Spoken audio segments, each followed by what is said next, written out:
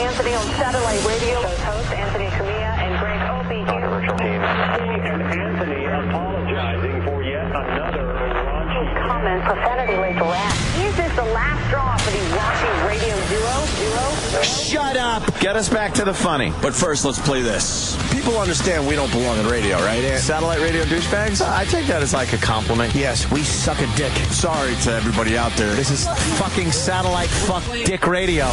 Holy shit. What a great show. We heard you! I don't want to make everyone feel bad, but you know this is what old people sit around and do. Kitty porn, semen squirting, and shooting up the job. Oh, what the fuck? This morning has been, I feel like I'm on Jerry Springer. Enough of this palaver.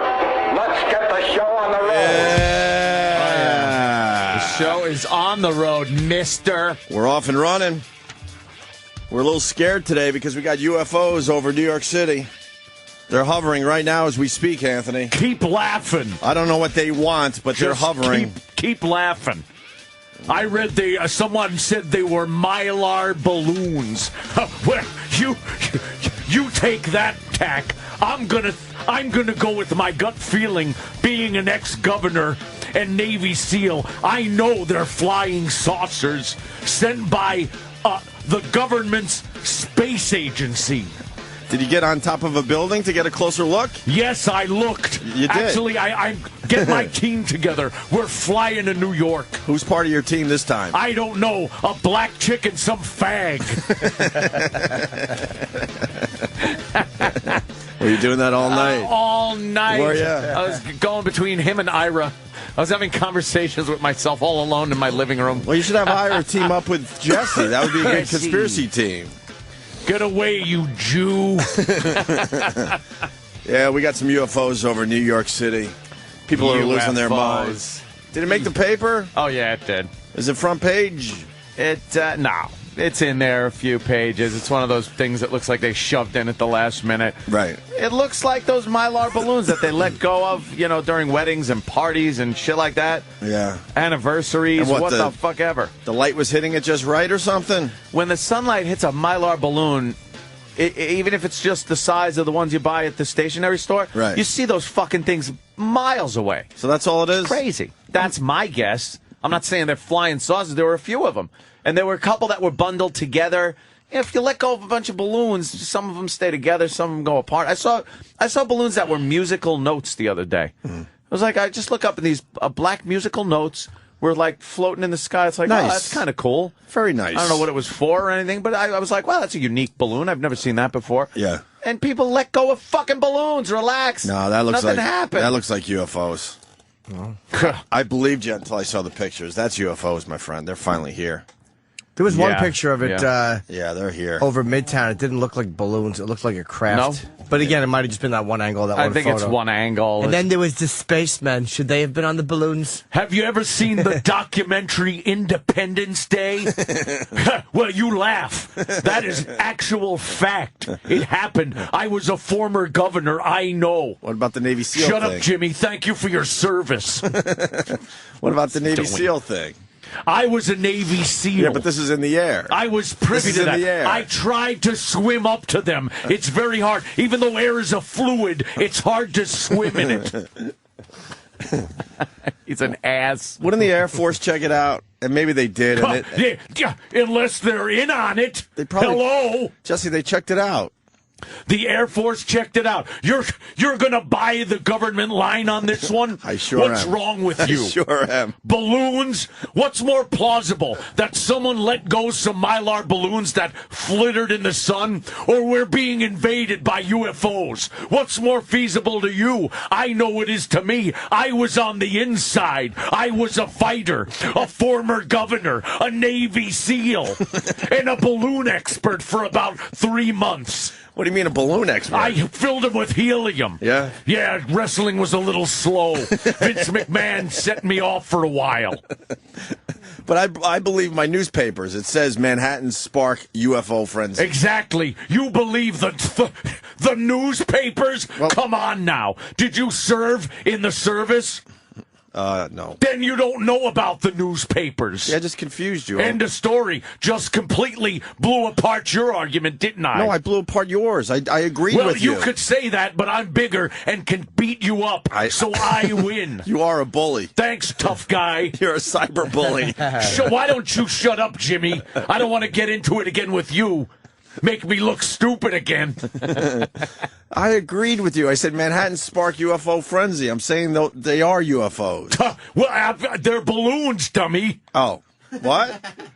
You say they're UFOs, I say they're balloons. So your whole thing is you don't want say they're balloons, I say they're UFOs. Oh, so your thing is you don't want to agree with anyone ever. It's the only way my show continues. If I disagree with the logical or everyone else. So as soon as you agree with somebody, then your show's over. Off the air. Got it. Exactly. So, they are our flying cars. So are they UFOs or not? Exactly. Are they? Yes. I say yes then. No, balloons. Then I say no. UFOs. Who's on first? Exactly. Who was on second, though? It was a conspiracy by the little fat man with the dead kid in the pool. Who's working with you these days? The Blue Meanie? Who do you got? Gold Dust? Ivan Putski? Who's out of work that you're I actually hiring? like the Ultimate Warrior. The Ultimate Warrior's on your team? He's the only one that makes any sense. Warrior says. Warrior. And he's a UFO expert. Or a balloon expert, depending on how you're looking at this. Maybe the Warrior let these balloons loose over Manhattan. Former governor. And they won't let me in. I don't understand. I tried to get into the core of a nuclear power plant. They wouldn't let me. I'm a former governor. Why won't they let you into these places? Something about immense doses of radiation. I said, I can't lose any more hair. They were just trying to protect you, sir. No, if that's what you want to believe. That's what they were doing. To protect me from what? Radiation. No, yes. There's no radiation. They're having secret meetings in there. Politicians. I was on the inside. I was a governor, a fighter. I was, what else was I? A Navy SEAL. A Navy SEAL, a balloon blower upper, and a nuclear engineer. But I always wanted to be a beat cop. Really? Why? Yes. Well, I was lost one day, and they gave me an ice cream cone and a hat turned sideways. And you never forgot that? It was a long time ago. I looked adorable. It was like our gang. Sitting on a stoop somewhere all scared. Who you calling a stoop? He's so fucked up. Stupid Jesse. I can't get enough of him. I haven't put the DVD away of his first show of this coming up season. Yeah. So it's sitting on my one of the tables in my living room. Yeah. And every time I pass by him, I just look right at the picture. And no one's in my house. Yeah. I'm a lunatic. I look right at it and go, mind control. Fucking crazy. He's got you in your own house. He's got me. He's controlling your mind.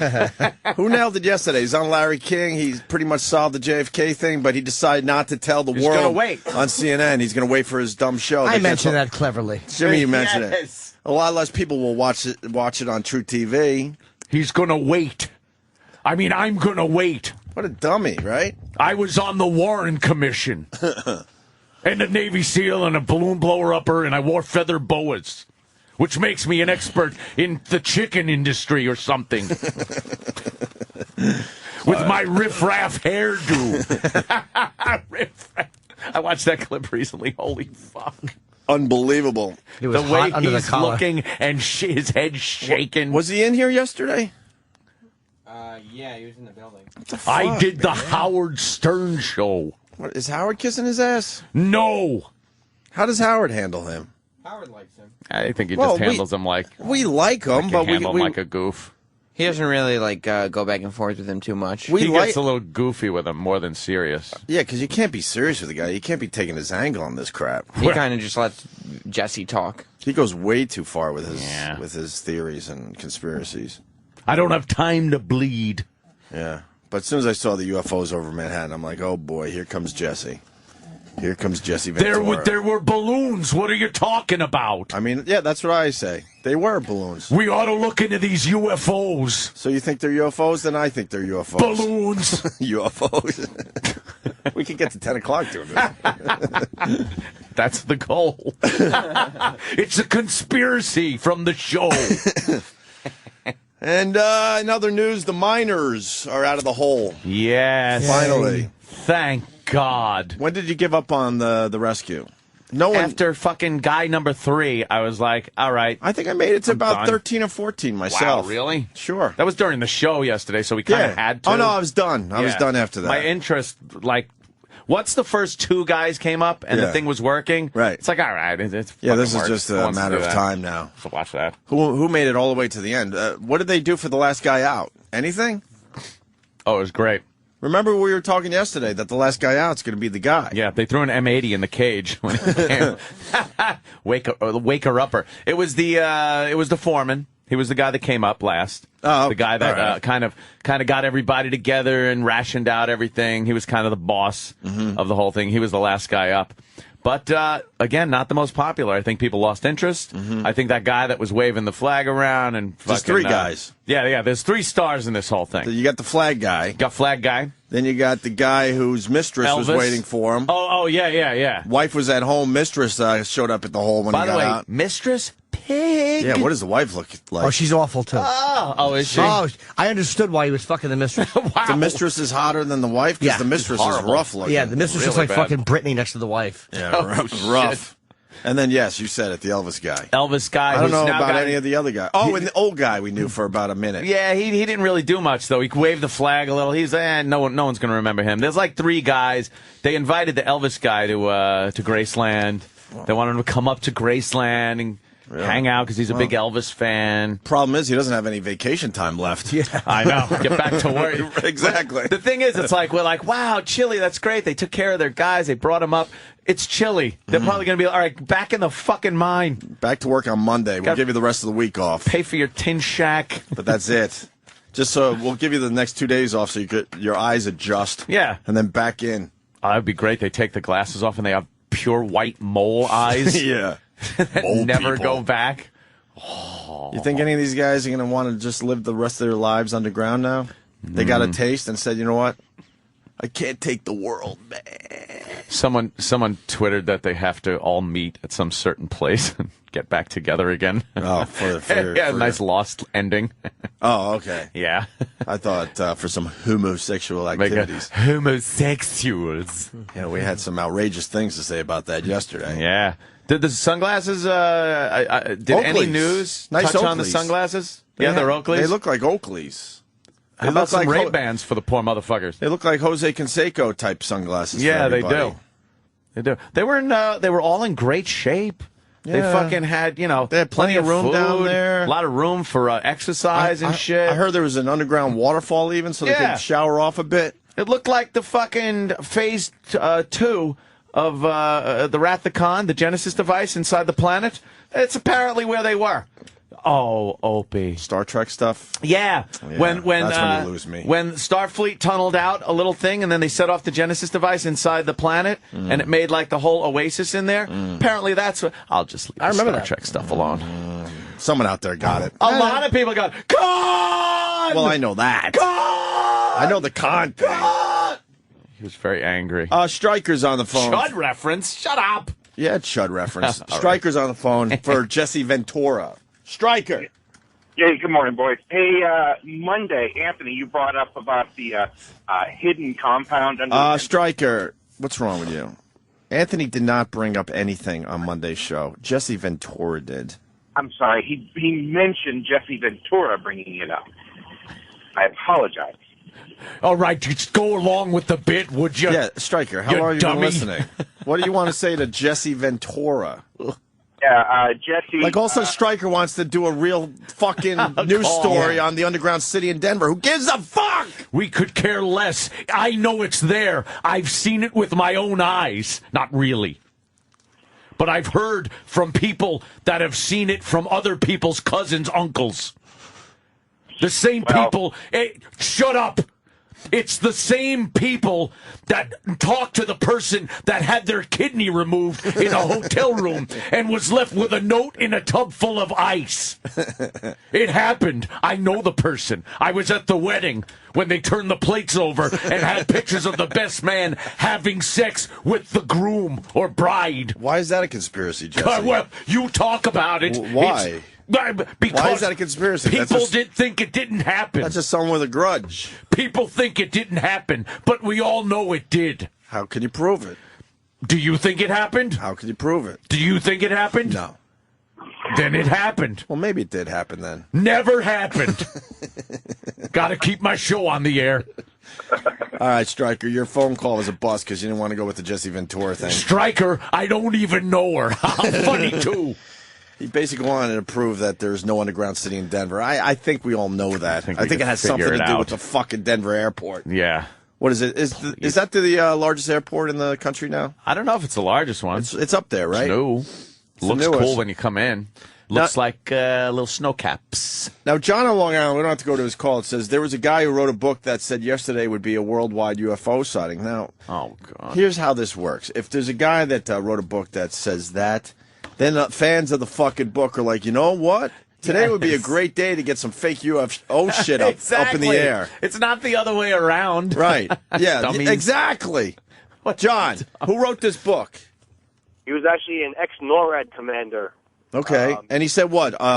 Yesterday, which was the 13th of October, would be a big UFO day? Yes, yesterday would be a worldwide display of UFOs. So what happened to the rest of the world? Not enough balloons? That I don't know. But I do know that where I was in Brooklyn, you could definitely see them, and they were UFOs. Why did he say yesterday? Why did he name yesterday? I'm not sure why he picked yesterday. Yes, apparently he had some kind of whatever contact he did in NORAD, and he came out and wrote a book about it. So, but you could tell that these things yesterday were definitely not balloons. They were moving around in linear patterns, disappearing. Linear patterns, like with air currents. So if there's five things together, they're going to move around in the same direction, aren't they? Well, there were separate. There were three separate objects from where I was looking at. Yeah. Changing colors from red to clear, then disappearing, moving around. Right. As a balloon turns, it'll pick up and diffract light differently. Sure, okay. Yeah, there was a good song. Okay. I love this. Go ahead. They were moving at rapid rates of speed, disappearing, reappearing. Caught in the wind, reflecting the sky. Gotcha. They definitely being made into certain animals at a party. by some drunk falling down on my floor at a party. Janine. Was she drunk? She makes balloon animals for Janine is the everybody? Snooki of my house at parties. Is she an alkie? Oh, God, is she a waste? She's just falling down my stairs. Oh, that's right. Bumping into the columns. Liquored up idiot. Do we have like an official statement from the Air Force or anything about this UFO thing? Yes and no. We got Air Force people that are in the sky within seconds when shit is happening. They checked with, because the police started getting a lot of calls because everyone's nervous Nellies whenever anything's over fucking New York anymore. Of course. So they started getting calls. They checked with all the area airports. Yeah. They checked with the Air Force, any of the military, and said there was nothing. They checked the radar. They didn't see anything. Yeah. This was just something people saw floating in the air. A silver balloon will change color. Mm-hmm. It will look as if it disappears if it turns a certain way. And it will move in different directions. It'll make quick turns when it hits different air currents. If it's going straight up and then at, you say, 1,000 feet, 1,500 feet, there's an air current that's sweeping one way, all of a sudden that balloon's going to make a quick turn one way and you go, oh my God, it turned like no object I've ever seen. Why can't you tell it's a balloon then? Because it's so... Just taking the other side here for a second. Because it's very, it's glaring. You can't even focus on it well. Anthony. It's a glaring, sunlit, fucking silver thing. It's like looking at a mirror. What time of the day did this all go down? Was it weird for those UFOs to have big strings hanging off them? Those are docking strings.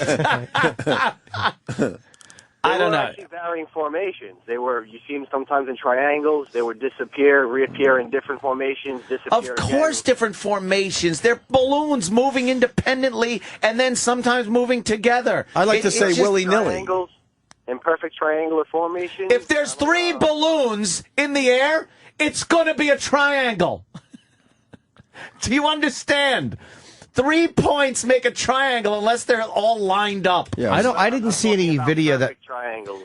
Sir, I didn't see any video. The only video I saw, they looked like balloons. Let's get some video. It's all over YouTube. I know. Yeah. All right, John. So this guy wrote a book, and UFOs were in the sky yesterday. I would think that if there are fans of the book, then they would pick yesterday to throw some shit up. What is that guy saying? I kind of believe that there's some shit out there, but I don't think they were over Manhattan yesterday. I think any of the shit you see is Earth-based shit that we came up with. A lot of UFO sightings happened over the Skunk Works when they were building the stealth planes and shit.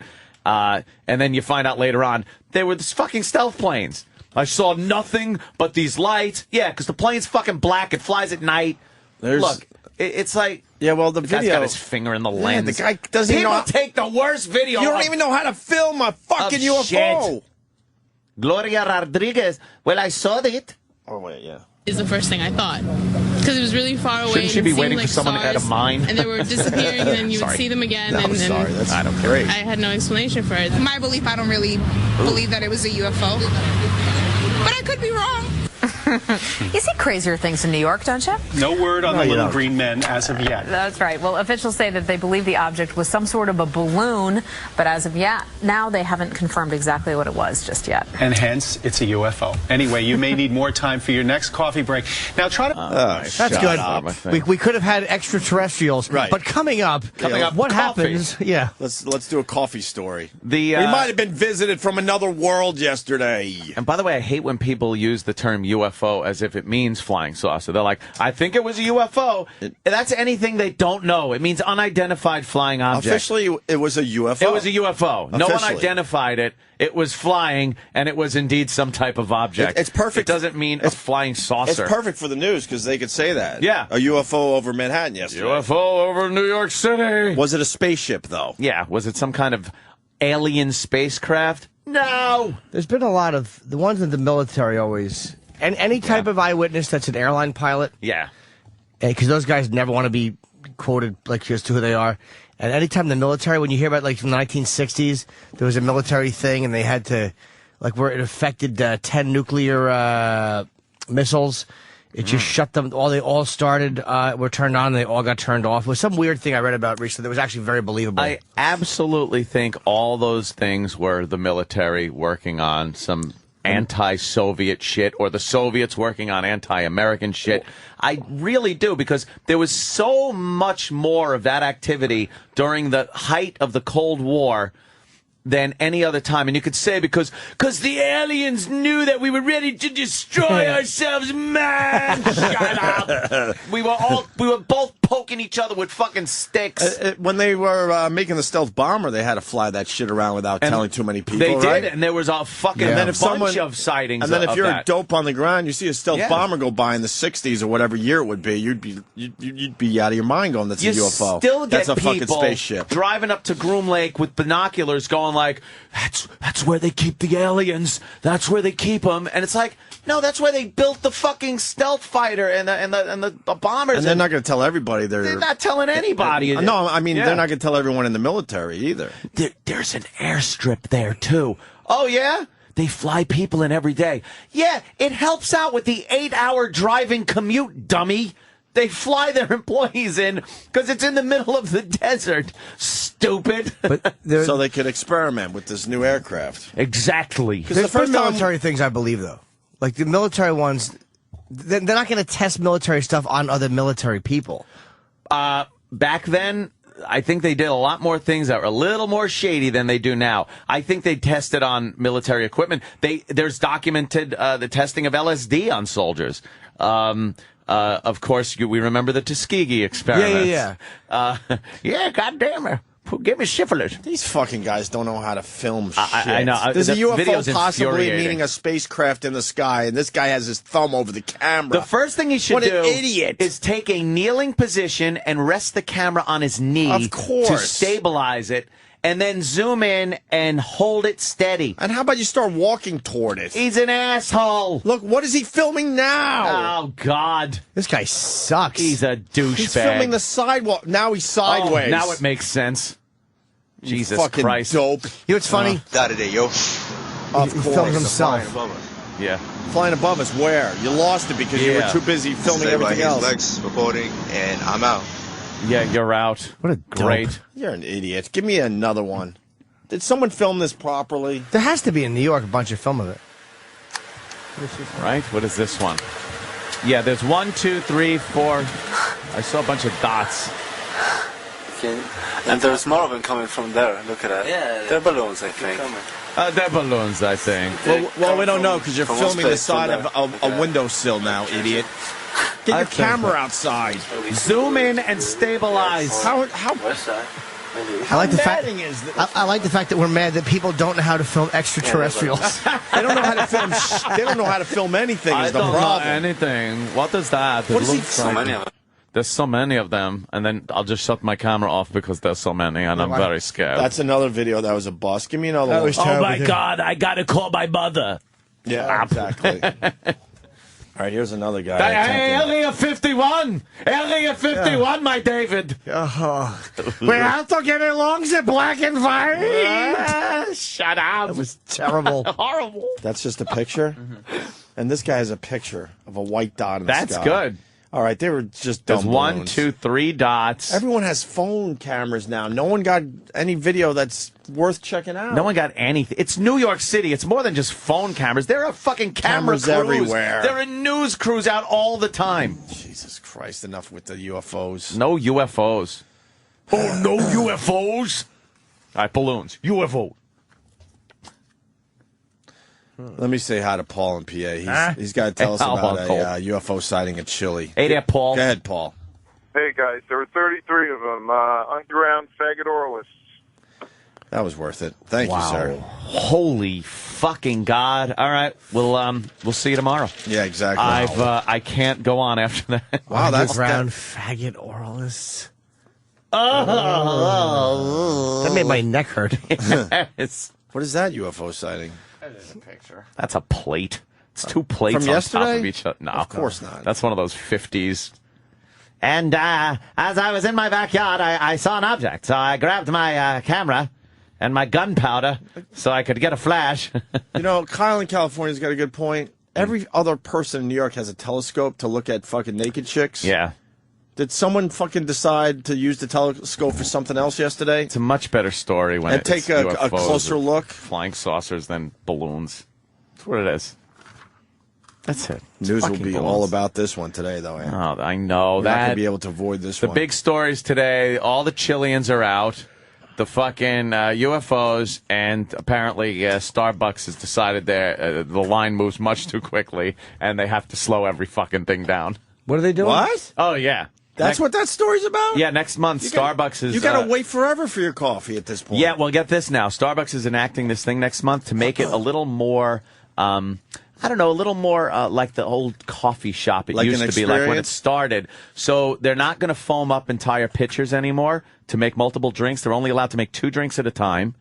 You know how much business they're going to lose? It's crazy. You know how many I don't times I leave a understand why. Starbucks because the line's too long? It'll be more efficient, they say. How is that more efficient? I used to be a huge fan of Starbucks. I search out any other coffee shop in Manhattan now. Yeah. It's just not the same coffee. I'm drinking it this morning because there's not a lot of other coffee shops around. But It's addicting. Why is it addicting? It really is not it used great. to be addicting. We just got used to it. Yeah, I think it's so. not as good as it used to be, man. When Starbucks first hit, it was amazing how good their coffee They have to was. individually foam the milk now and shit. What are they instead of the doing? pitcher where then if they got 3 drinks What or are they- 4 drinks in front of them, they could flop it all out. What did they decide that they were too successful? That's it. They're trying Their to fuck coffee, it up. their coffee is overcooked. It's like almost on the burnt side now. Yeah. Maybe deal with that issue. With I don't know. I'm trying to look into the rumor that they've merged with Sirius, and that's why they're doing. See, I make a joke of it. I was in a good mood, too. Why'd you have to bring up? Oh, because that would be something But funny. it'd be funny if we do. were not allowed to have free Starbucks coffee. Yeah. They sent us to the break room and charge us for it. Someone asked me if I was going to go to the World Series this year, and I go, not after what happened to Anthony last year. Oh, my God. I'm not asking anyone for nothing around here. Never paid a dime. Well, good for you. Oh, you want to go to the World Series? Do ya? I do. I want to go to the World Series. I want to go to the playoffs. How much did the World Series cost you last year? Well, they wanted me to pay for the tickets. After you like asked for tickets. A couple of $100 a pop for tickets. And then they gave you a bill. And then it was like I got an envelope a few months later, and I was like, "Oh, what's this?" It's like, "Well, it's a invoice for the World Series tickets," and I'm like, "Don't I work here? Like, don't you run Major League Baseball? Isn't this kind of a like a perk? I'm not the fucking governor. I'm allowed to get. I'm not the governor. I'm allowed to get tickets." And, maybe you're go not. To the game. Maybe you're not anymore. I don't know. I mean, I don't know. Remember when you used to work for a company and you got perks? Oh, Coke and fucking whores. The perks. I'm sorry. I thought you meant those perks. I think they've taken the perks away from the employees. Taken all the perks away. Every perk has to be accounted for. I believe so. Well, they handed me a bill, and I summarily filed it in the same place I filed my Windows Vista disc. You didn't file that, dude. You threw it out and destroyed it. I put it in my shredder. Good for you, man. I thought you paid for it. No. Good for you. No. Oh, that's good. Now the bill will be forthcoming. I know. And kept that under your hat. It'll end up in the same spot, right in my shredder. I won't pay it. What are they going to do? Sue me! Take me to court. Oh, yeah. And E-Rock's wedding invitation. Right in the shredder. Oh, it looked so cute, just going, man, coming out in 100 pieces. You should have filmed it. I handed him the video. Oh. Poor sweetie. That's terrible. Just wants to live a happy I just after. can't make it, E-Rock, and I don't leave, like, mail sitting around. I felt bad about it, but... How does a shredder work? Can't you just fucking piece them together? Oh, no, you need a double cut shredder. One that goes through and shreds it into shreds, and then it also cross cuts them and makes confetti out of it. Yeah, but if you have all those paper, can't you put them together if it's real documents? Look, if someone wants to go through all that shit, God bless them. Yeah, have fun. Have you ever looked at what it looks like? But they're all in a row. Not really. No, I These mix new the shredders. shit up what before are you doing? before I throw it away. And then a lot of times during the winter, I just throw it in the fucking fireplace. Fuck you. Oh, that's great kindling, right? Oh, it's a great way to start a little fire. Get back to the Starbucks thing. That's really what they're up to? Intern's thank you letter. Whap! Intern's thank you letter. Yeah, please. You remember his name? Dustin. No. Dustin. Oh, thanks. I had no idea. Oh, I thought you were reaching for... Oof. He might as well be called Dust in the Wind to me. Oh. Goodbye. Yeah. Goodbye. Or maybe Dustin a fan. Huh? Should be pretty windy, Chip. Sure would be. So that's the Starbucks story. Yeah, they're slowing things down to make it seem more like that original Starbucks kind of experience that people had. Long lines. How about you don't hire the first person that comes in for a job? Hey, leave me alone. I'm a barista. Oh, Patty, whenever she was on Ron and Fez, and I'm listening to that fucking voice, and she's just talking about Starbucks and how she works, and I'm up to 5 hours of vacation time. I've been there for 4 years. I know you don't like people, but doesn't that infuriate you on some level? Infuriate me about Patty or about Starbucks? That there's people out there taking advantage of people like Patty. Like us? I don't need... We cheap fucking labor. gave her a life. What are you talking about? She was a fucking nothing before she met us. Better than having a Mexican there. She had to go through some shit to fucking get that life. Like crawling naked through mouse traps? No, that's... Well, she did have a Krusty the Clown hat on and a mask on. She protected her dignity. Yes, she did. My dignity and my hygiene. But 5 hours of vacation from 5 hours vacation. She goes, sometimes I like to take an hour or two break, so I have that ability with my vacation time. Jesus. Oh, God. It's so angering. No, I don't care. Go ahead, Starbucks. Fucking hire retards. Well, you're not a coffee guy, so... No, I drink water. I drink fucking V8. I look forward to other coffee shops popping up. It's time. Hey, our old pal. We got an update on one of our old pals. He's in deep shit. Might get fired. Might be fired. Isn't that fun to do? I'm trying. Were you doing it like oh, yeah, I at do it home? all the time. Yeah, yeah. Remember Lee? No, I think I'm gonna watch Seinfeld. I don't know. Where's the guide? I'm gonna hit the remote so I could see the guide. They're trying to drag Tiger Woods into a story today about Federer. What? I think Roger Federer. Is it Federer? His agent was doing some shady betting about a tennis match, but he also represents Tiger Woods. So now it's all about Tiger Woods show today. Tiger. So why don't they show Federer? Because Yeah. I thought it was. I think we'll get into the story later. I think it was a tennis thing. But remember Lee Abrams? Okay, terrific. He was the mad scientist at XM. Yes, the wacky white-haired wizard that flew his own airplane. Really knows fucking radio. Yeah. Really knows it. Those old school radio. Old school radio. I think we got some production pieces with Lee Abrams. Maybe we could play one of those, or one of the liners he did for us. Yeah. He would tell us about the old school radio, and we would nap. Yeah, well, he's a historian. Yes. He also has a plane, and he used to fly employees around just to have lunch in like Nantucket for the afternoon, and then fly back to Washington. You know, there once was a man from Nantucket. There sure was. What happened to him? I don't know. I just heard there was a guy from there once. So Lee Abrams moved on after the two companies merged here, Sirius and XM. He went on to... Did he move on with a boot mark in his ass, or did he just move on? Because a lot of people just moved on. Yeah, it was one of those fake move-ons. Yeah. It was, it was... we both agreed it was time for me to go. They opened the door and kicked me in the ass, and I left. Sirius decided after the merger that if you had creativity, you really needed to go find somewhere else to work. That's how I look at it. If you look at the people that have left, oh boy, yeah, creativity. What's that? We don't need that here. Keep that away. We need corporate guys. More ties. Yeah, Lee Abrams was one of those I don't wear a tie guy. No, hippie tie-dyed shirt guy. So he left to pursue other things, as they like to say. Yeah. And he went on to Tribune. I like when people pursue unemployment line. That's great. Yeah. He went on to just pursue other ventures, right, standing on the unemployment line. And you as an employee that still gets to work, you feel good about the guy. Like, oh, that's nice. He's good. He's moving on. And then you go something. And then you take a lunch break and you see that guy that was moving on to other opportunities. What are you doing, dude? Fuck, man. I'm trying to get an extension. Right. They're going to cut my benefits. I'm fucked. Right. I'm going to lose my house. Is this what you were moving on to? Yeah, exactly. The company memo said they're happy that you're moving on. He's playing spackle buckets. They in wished Times you Square. They wished you the best of luck. What? This is what you moved on to? Yes, I'm moving on. I'm just moving on to other ventures. Singing badly in a subway somewhere with a fucking $5. Put it in the hole in the wall with a fucking hat in front of them. These were your new opportunities, huh? Yeah. Yeah, that's all bullshit. We all know that. So Lee Abrams moved on to Tribune with Randy Michaels, who's a lunatic he's in his crazy own right.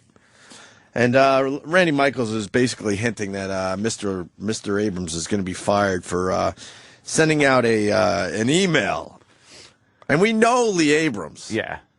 But the world has caught up with Lee Abrams. It's kind of like that Shawshank Redemption thing. Yep. Lee Abrams has lived his life the way he wants to live it, and finally the corporate world has caught up with Mr. Abrams. It's time to just carve boring guy was here and hang himself.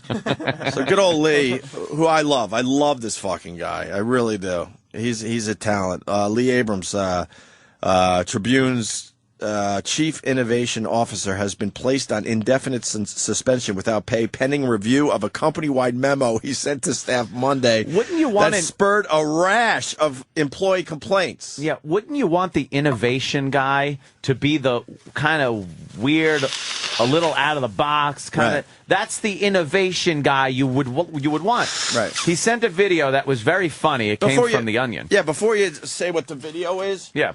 We wouldn't even be able to send this around on here anymore. Oh my God, you'd be fired immediately. And Tribune's it's a bit more highbrow than this place. But he was thinking, look, man, we're all working together. I found something funny. Let me give everyone a little laugh. This is my world.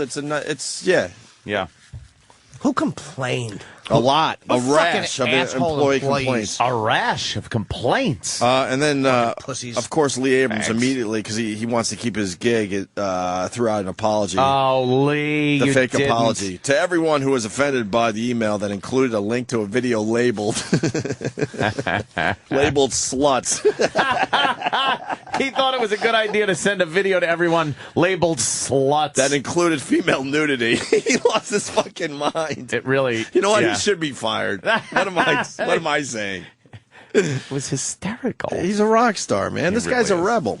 The incident followed by less than a week, a New York Times front page story that characterized Tribune Company management as fostering a sexist frat house atmosphere. Okay, so there this was a was a big article in the double whammy. Times, and then he sends this out after that. He got the double whammy. Lee recognized that the video was in extremely bad taste and that it offended employees, Randy Michaels said in the memo announcing the suspension.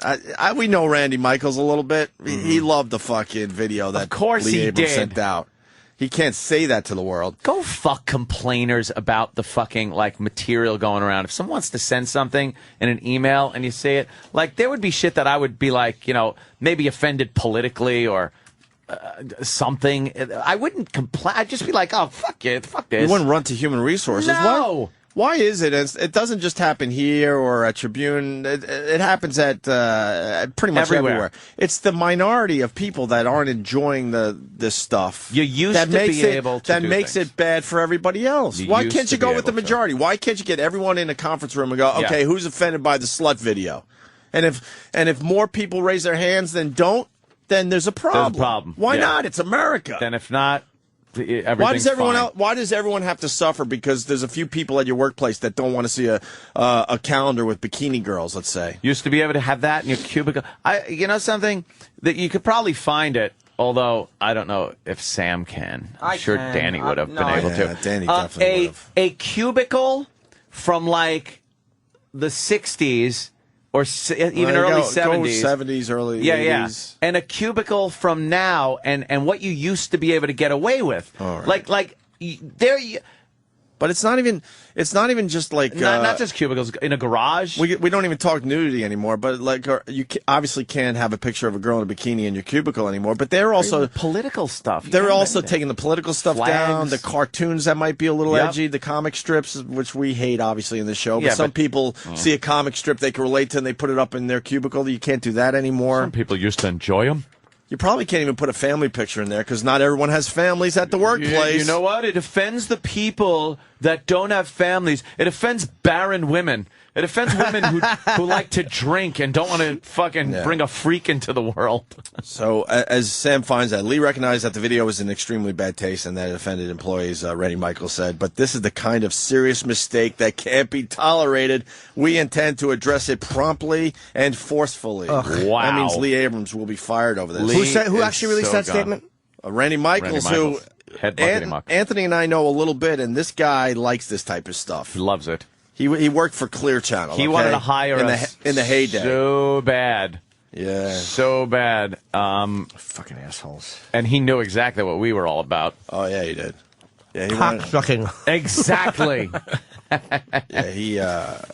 He was a lunatic. As I said last week, a creative culture must be built on a foundation of respect. No, it isn't based on respect. Wow, Randy Michaels said that? Creative culture is based on anarchy. No respect. No fucking thinking of that is- anyone's feelings, who you're going to hurt. Whether you use it or not is a different story. Wow. But the creativity itself is based on thinking of anything. We're fucked because We're Randy so Michaels is one of those rebels. He slept And he's next to the saying bean that? pod. He And slept he's next to the saying PC that? bean pod. It's all over. There's a few people around here I would expect them to say something like that, Yeah, but not yeah. like a Randy Michaels who's been an edgy fucking management guy forever. He's dead to me.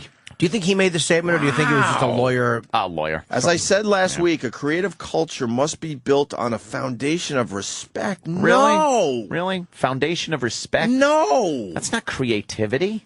Wow, that is a fucked up statement. Look at like most of the great songs are very creative and they offend someone. Of course. You know, I mean, creativity is based in mutual respect. Like Piss Christ. No. Yeah. Like fucking Carlin's 7 Dirty Words. Yeah, exactly. Like pretty much dummy. any good stand-up act is creative and based not on respect. No respect whatsoever. That's for sure. Creativity is based in what you think and feel and you expressing that. Mm-hmm. And you're not supposed to have, I guess you have to have a certain amount of regard. Like, you have to be aware that other people are going to be affected by it. Oh, absolutely. But it is not based in mutual respect. No, that's a dumb fucking statement. Ever. Wow. We're gonna play the piece that is pretty much getting Lee Abrams, our friend, fired.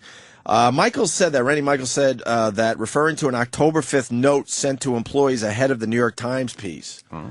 So Randy Michaels believed in old school creativity, absolutely. Before the scandal. And then he realized, holy shit, this New York Times article is coming out. I got to change gears immediately. And then on top of that, soon after that, then Lee Abrams sent this out. He got retroactively fucked. Yeah, no kidding. Our culture's not about being offensive, or hurtful.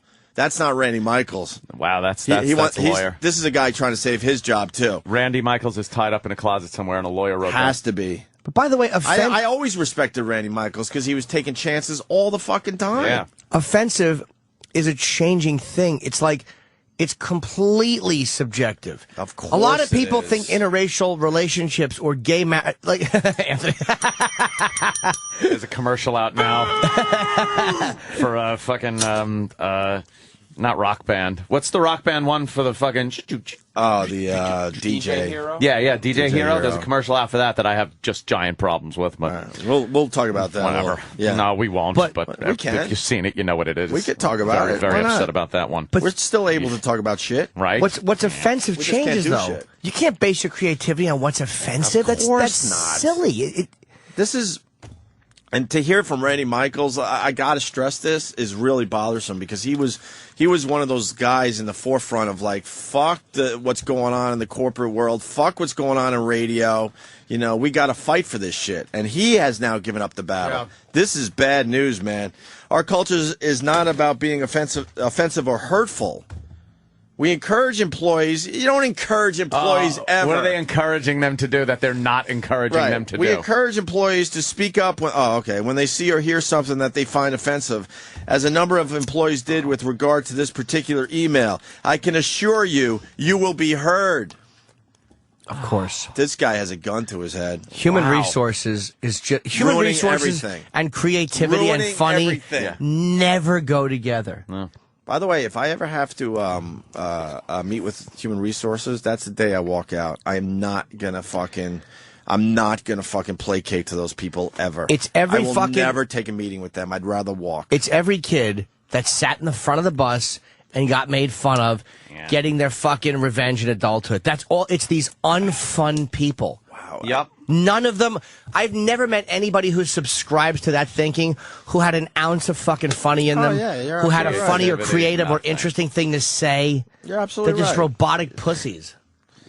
Let me see what else we got in this article. All right, Zell's management team. Zell! The White Angel gets there and gets 10% or he doesn't perform.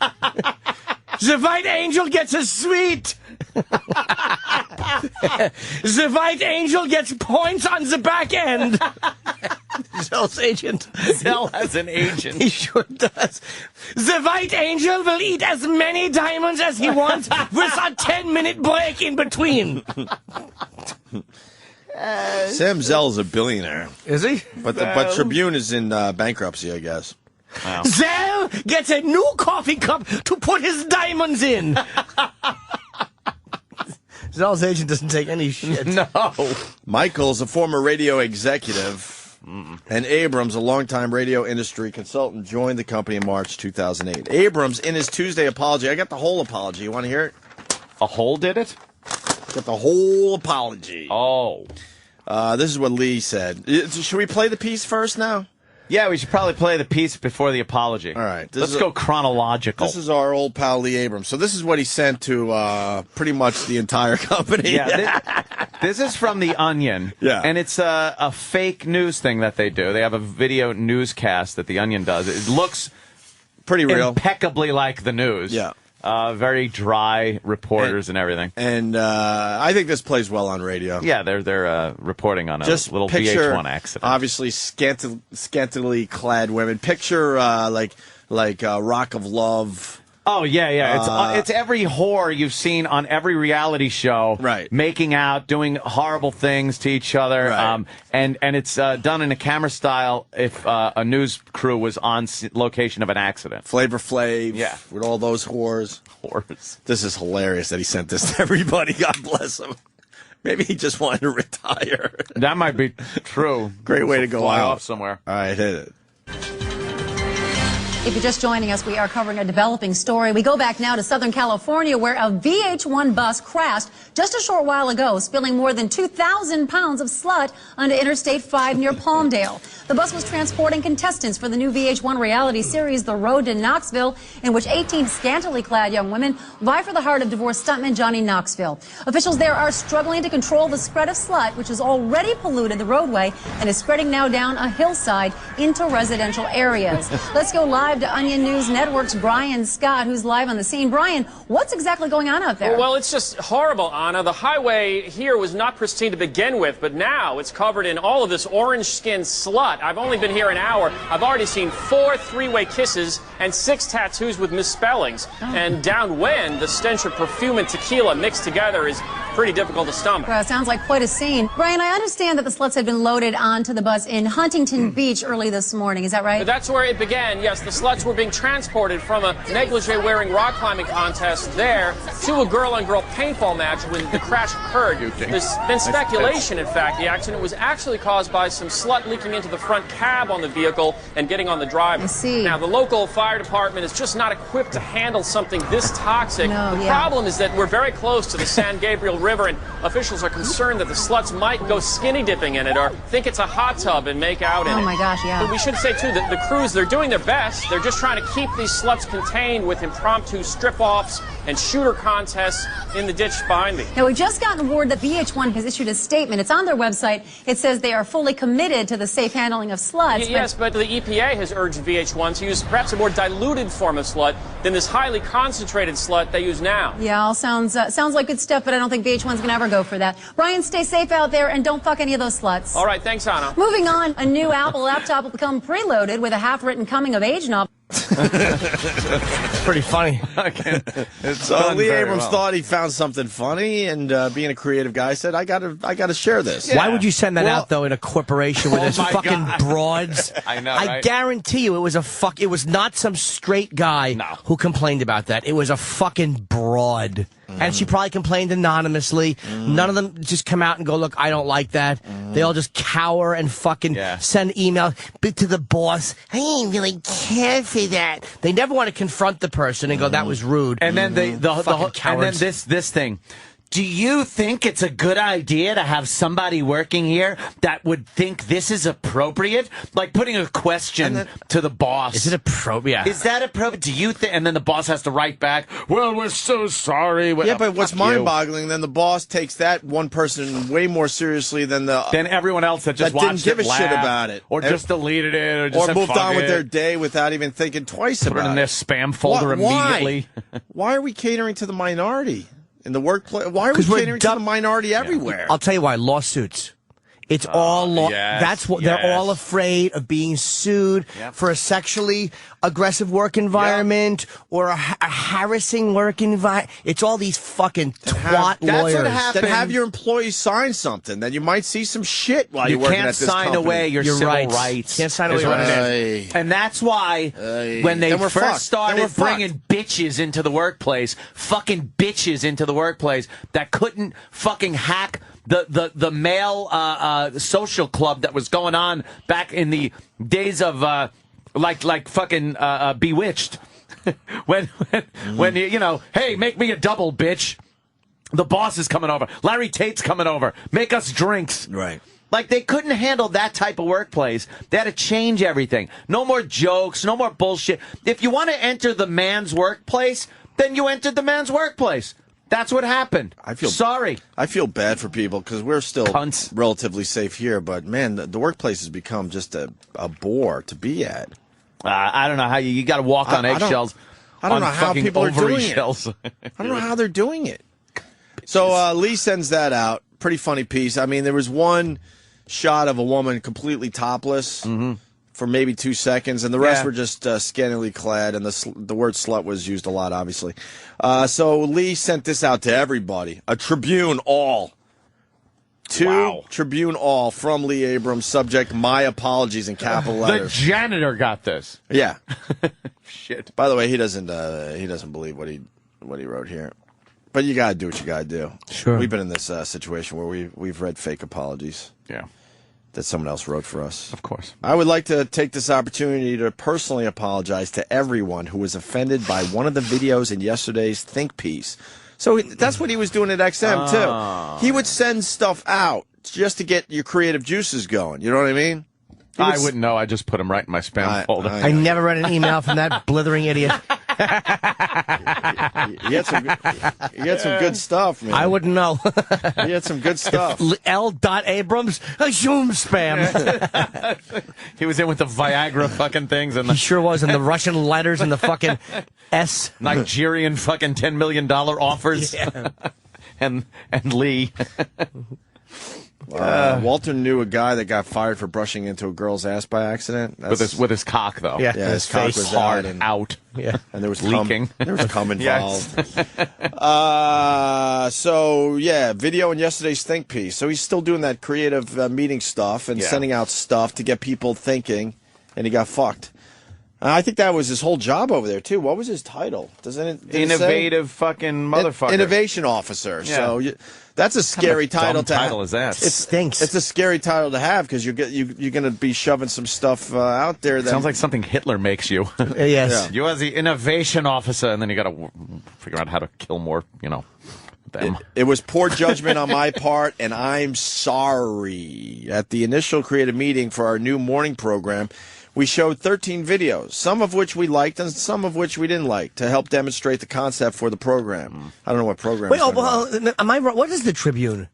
It's a newspaper? It's it's more than that now, right? Yeah, it's like they have newspapers and radios. Do they have radio stations? I don't know. I know they've expanded. Our new morning show. What's that mean? I don't know. Maybe we should find out because the Tribune is obviously a big newspaper, but I think this is all encompassing now. They're doing a lot more than just newspapers. You think he worked for maybe he was doing something with the radio division and sent this out to everybody? If they have that, I don't even know, Jimmy. I'm scared. I don't like not knowing. New morning show. What is that? Is it an internet they morning own show they're doing? WGN. Okay. They used to own the Cubs. They own the What's the new morning show? Tribune. Someone in Chicago is going to help us out. What's the new morning show that he's talking about? Concept to help demonstrate the concept for the program. We used old Coronet films as well as some motivational and social media videos. Included were a few videos from The Onion, which uses satire to call out the silliness of some TV shows. Yeah. The video in bad taste was a parody of a cable-type reality show. It is not something that we would ever air on our TV stations. Okay, so you got to tell people that? Yeah, isn't this disgusting? In fact, quite the opposite. We show this as an example of what not to do.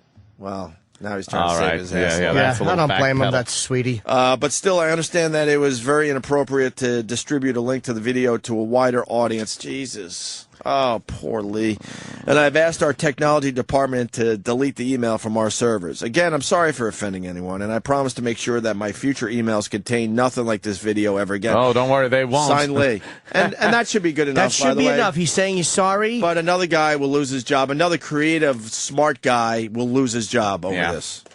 There's no way they allow this to just be the end of it. Unfortunately. Uncreative douchebags all over the place. Let's see what fucking woman or soft male who wants his job. Yeah. I just don't think that's appropriate. I mean, I just don't think that's in the workplace. Oh, now this, I have to address this.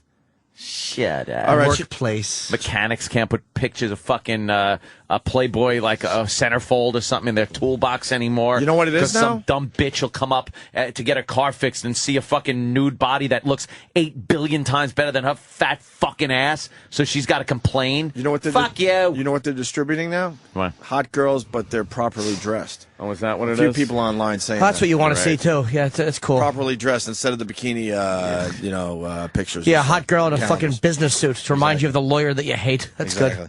Chicago Tribune editor Gerald Kern said in a Tuesday interview that he thought it was offensive and completely inappropriate to be sent out in a workplace setting to everyone in this company. Workplace. I hate the workplace. Monday's company-wide note was the latest delivery of Abrams' weekly impressionistic, I don't know this word, pastiche, pastiche? Pastiche. I don't know that word. Oh, column? Of ideas. Very good. Observations and links to outside sources from Abrams aimed at encouraging employees to rethink media and its conventions. That's his whole job. He sends a lot of shit at you, and you look at this, and maybe you get inspired a little bit. Maybe you like it, maybe you don't. Maybe, you're inspired, you're not. Since joining Tribune, Abrams has advocated redesign of the company's newspapers and overhaul of many of its TV stations' newscasts, including pushing for development of an anchorless newscast in Houston. That was his idea. I heard about that. By the way, I figured I'd fill everyone in. Because I knew this, but I didn't want to seem smart. Pastiche. You're reading it. Is a literary. I will not allow you to do this to me. Some other artistic genre that's like a hodgepodge or an imitation. Oh, thanks, Ant. Yeah, no problem. No problem. Cool. Here's Scrambler from Chicago. Why would I have 3G service? Scrambler. Hey, Ope, I tweeted that to you yesterday. The Tribune also has they have an AM radio station that has shows on it all day long. It was the station that Paul Harvey actually broadcast from that was syndicated out. So they're like the biggest AM station in Chicago as well, and they have shows all day long. See, Lee was just continuing doing what he did on satellite radio and what he did with his radio career, but unfortunately, he's in a company now that's a bit more stuffy. He got caught being fun and creative. Right. Ouch. That'll hurt. But you know what? If this email went around Sirius XM, somebody would be in deep shit, too. Oh, my God. They would be in deep shit as well. We're not too far behind the Tribunes out there, Anthony. No. Should we continue with this? So the editor's mad. Since joining Tribune, Abrams has advocated redesign of the company's newspapers. Okay, yeah. We're out to bust the TV cliches. He wants to fucking reinvent shit. Yeah. He's always been about that. Yeah. Abrams said in a June interview with the Chicago Tribune, if you ever watch Onion TV, they mock it, and they're right. Some of this stuff is hilariously out of date, and we've got to attack. Some of these cliches are beyond belief. Mm-hmm. So, you know how we make fun of the local news? Yes. Lee is right there with us by our side, but he not only just makes fun of it, he's really trying to do something about it and make it something new and exciting. Yep. So if they fire him, they're just stupid. They are dumb. Because then it's just going to continue with the bullshit that we're all making fun of. Unbelievable. He's a guy at least trying to change it. Abrams said Tuesday he had asked Tribune Company to delete the offending email from its servers. Okay, we did that. Video is in bad taste. We did that. Lee is a queer. We did that. We did that. A dunderhead. Yeah. Lee has a bad mustache. Looks like Wilford Brimley. We did that. Lee smokes pot. We did that. He does smoke pot. Jesus. Lee's a worse pilot than Mohammed Atta. We did that. We did that. Got a horrible judgment on sending videos. But it's like he's a creative, funny guy. And even musically, Lee fucking hated the status quo. Yeah. He always wanted something different. He's what happens when you're a creative guy in that shit environment. Poor Lee. To have to deal with at least we're able to say what we want to say. Dinosaur. To have to be a creative guy among these fucking cunts. Poor Lee got caught in the tar pit.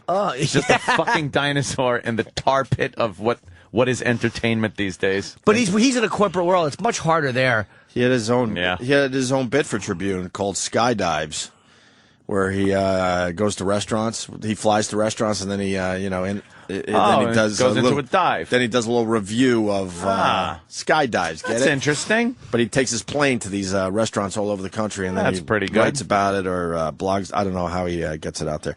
But here's the backstory on Lee, and we're almost done. Abrams, 58, came to Tribune after a decade with XM Satellite Radio, which has merged with former rival Sirius, which he served as chief creative officer.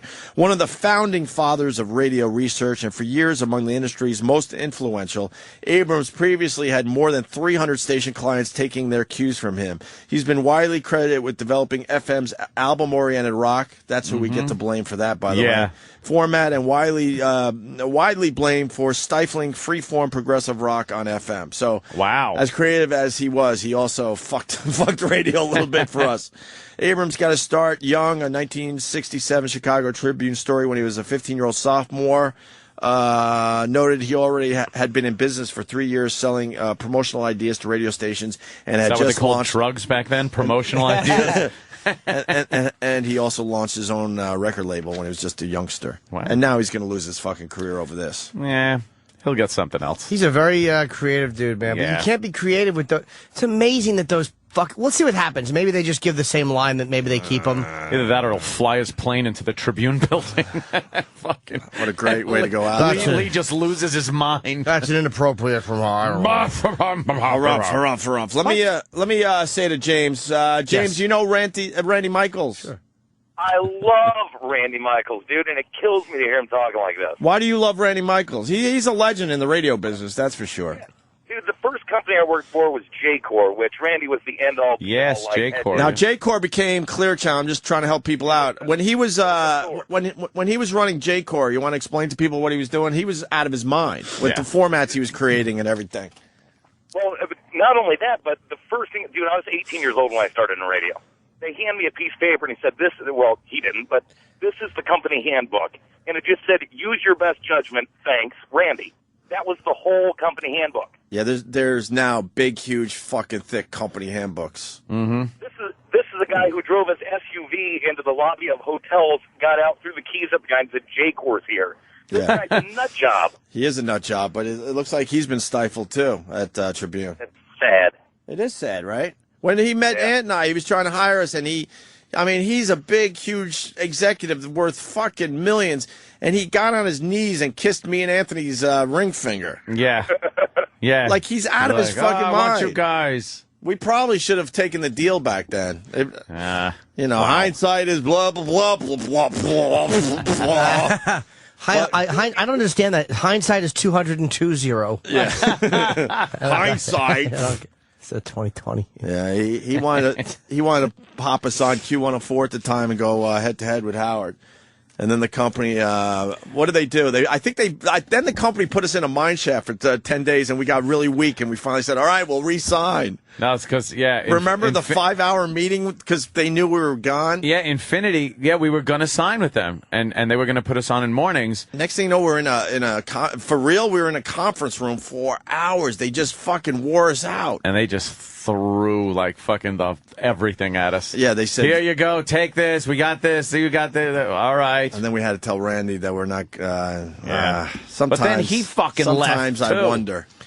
Sometimes that would have been a disaster. But then again, Clear Channel turned out to be what it became, so you're right. They're even tougher. Piece of you're shit. Right. Yeah, and fuck it. Yeah, everything just went to fuck.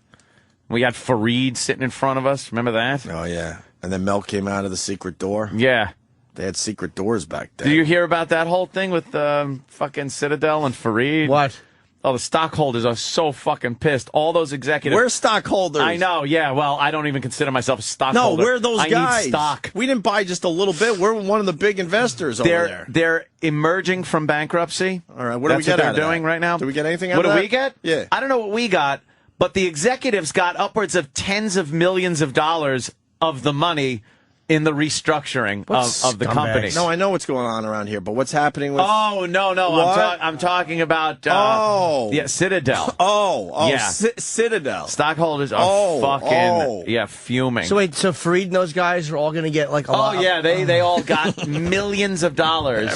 They are all dude, when it comes to the executives, they're all the same. Yes. They're all Enron. Yes. They're all fucking Tyco. They're all the same motherfucker. motherfuckers. It's one piece of shit who changes his tie a lot. Yes. What dirtbags? Abominable. Wow, Just and our greedy motherfuckers, man. And our $10,000 investment is now worth a couple $100.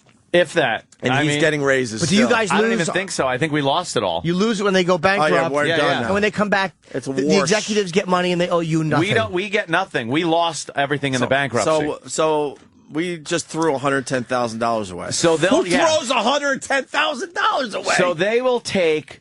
They will restructure by giving the executives millions of dollars, and then come out of bankruptcy, put out an IPO, which, God, I hope I get in on. Oh, I want to get in on this one. Yuck. Put out an IPO, raise more money, so they can fuck over a whole new batch of assholes. So the same fucking pieces of shit that fuck a company up, they're still there. Yeah.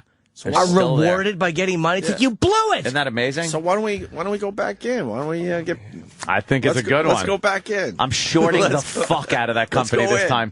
I'm shorting the fuck out of Citadel this time. Fuck them. That's in my humble opinion. You know, I just want to say that I don't hold any Citadels. I hold only $100,000 worth. That's worth shit. You know, went bankrupt. You know, he got remarried. Did he? I saw one of his right-hand men at, I was flying somewhere, and all of a sudden one of Fareed's guys, who's a huge fan of ours, remember the computer guy? Oh, yeah, okay. You know who I'm talking about? Yeah, I know that guy. I go, wow, what are you doing in the airport? He goes, oh, you can't tell anyone, but I'm flying to wherever for Fareed's wedding. Never learn. And you thought I married fucking young.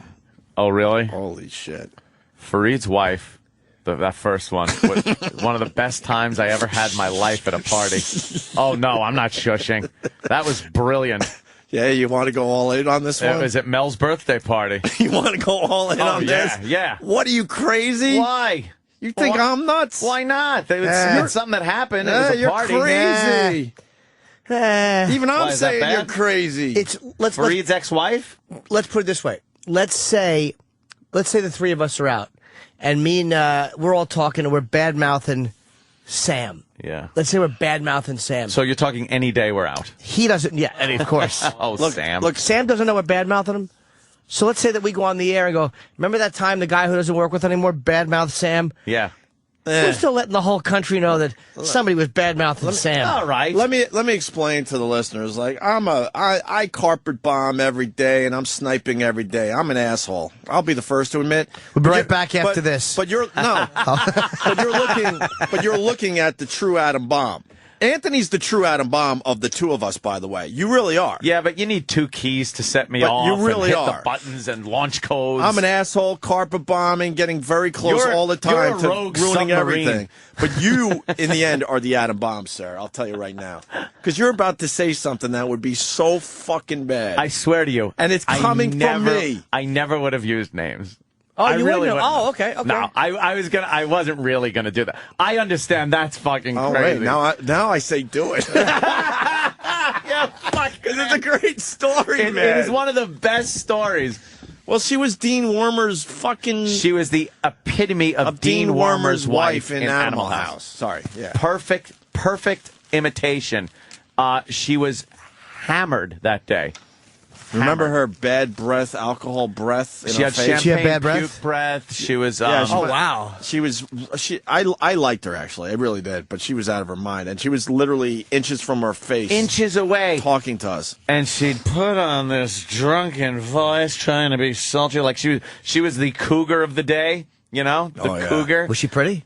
She was all right. Past her prime, that's for sure. She was all right. She was all drunk, so she was just like, she'd lean into me and like fall into me and be like, you know, let me tell you about, and then she'd go off on high-level people and their spouses and relatives and whatnot because she knew what was going on, because Fareed, I guess, would come home and tell her. Well, he was one of the main guys. He was one of the big inside guys. When we were at NEW. Let me tell you what kind of a cunt she is. This one's a fucking piece of shit. and she's getting loud because it's a party and she's drunk, and like, I'm trying to shuffle myself away from her because I don't want to be caught in the ring of doom if somebody overhears it. Hears it. She used the word pussy whipped. Oh, yeah, Cut to the chase. Well, this one's a cunt. That one is the most pussy whipped motherfucker you're ever gonna see. And it's all people. And this one, and it's all people we knew very well. All high level motherfuckers. Very and it was well. like, oh, Jesus so Christ. uncomfortable. Yeah, because it was at Mel's birthday party, so it's like every high level. Was that GM Mel's birthday there. or was that Fareed's retirement? It was Fareed's retirement. Sorry, you're right. Why would we be invited to that? I was at that party. It was a retirement. That's when I introduced myself to Mel as he was leaving. I was like, hi, I'm Jim Norton, and he shook my hand. I'm like, I'm on the Opie and Anthony show. And he went, tell those guys I said hi, and he just left. That was it. That's Mel. Yeah, and then I was like telling you guys, like, yeah, I was talking to Mel. That's Mel. Yeah, it was his retirement party. That's right. So everyone was there, all the general managers and shit all the from bosses. all of Infinity, and she was going off. Oh, and I just wanted to get away. Like, I didn't want anyone overhearing her telling me that shit, because that would have been my fucking neck. Oh, my God. Oh, yeah. Oh, God. Funny as fuck, though. All right, you were smart. I thought you were really going to use names. No, like I said, I do have a lot of atom bombs, but there's quite the protocol for launch sequence. You scared Unlike the rogue submarine fucking captain Takes a lot you to- are off the coast of some country, just going, fuck it. Right. Takes a lot to scare me, and you did a little bit today. Why don't we take a break here? I got a sandwich that's cold. We got a little Lee Abrams we're going to play in the break. Thumbs up on that. Good. When we get back... It's okay, Kenny. It's okay. I like my sandwich cold. Everyone is talking about South Park. Yes. Yesterday's episode was a holy shit South Park it was a good episode. We'll play a couple of clips, a couple highlights from that in case you missed it, and talk about that. And a lot of people tweeted me yesterday saying congratulations to the show because they think that we made Perez Hilton stop his cum bubbling. Yeah, huh? There were other people on it, but What Would Tyler Durden Do picked up our part of it. Yeah. Which is a huge fucking website that competes kind of with the Perez Hilton thing. So. We did give him a savage... I will say this. We gave Perez Hilton a savage beating. Yeah, and it was for being all a hypocrite, justified. by the way. I don't give a shit if he wants to draw cum bubbles and cocks. I don't care. But then you can't go and say that cyberbullying is wrong. That was our whole point. Because we certainly cyberbully and have fun with all that. We but love at least we Fuck admit everybody. it and we know who we are. That's right. We out each other. All right, more whatever. Sirius XM, the virus. This is the Opie and Anthony Show. The Opie and Anthony Show.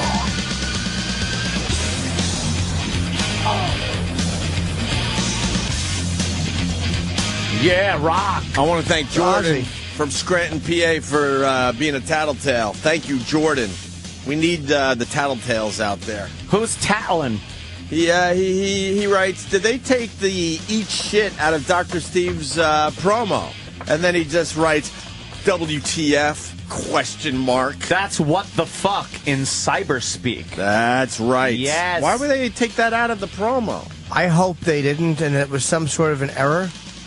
And if they're doing that, why aren't they telling us? You don't know more than us, so stop it. You could suggest things, and then the power of our brains will decide if we want to do that. Well, who took it out, up though? to the power of that. Who takes it out? E-Rock? I don't know. We're trying to find out. E-Rock, do you know anything yet?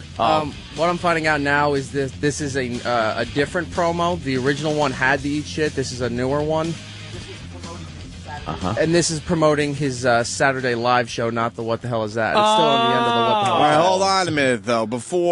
Now, obviously, Jordan's wrong, but I wasn't going to just take Jordan's word for it. I go, E-Rock. Investigate. And didn't he come back and go, yeah, they took that out? That's right. So now I put the blame on you, E-Rock. Oh, E-Rock. You did say that. Well, with the amount of time I had running in between the studio and... Go away! It was a timing issue. It was our fault. I just got to the end of his promo. I thought that's what all right, Columbo.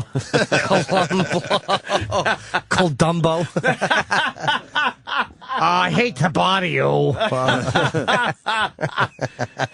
I believe there was an eat shit at the end of that. Could I have a sandwich? I'm hungry. McClod.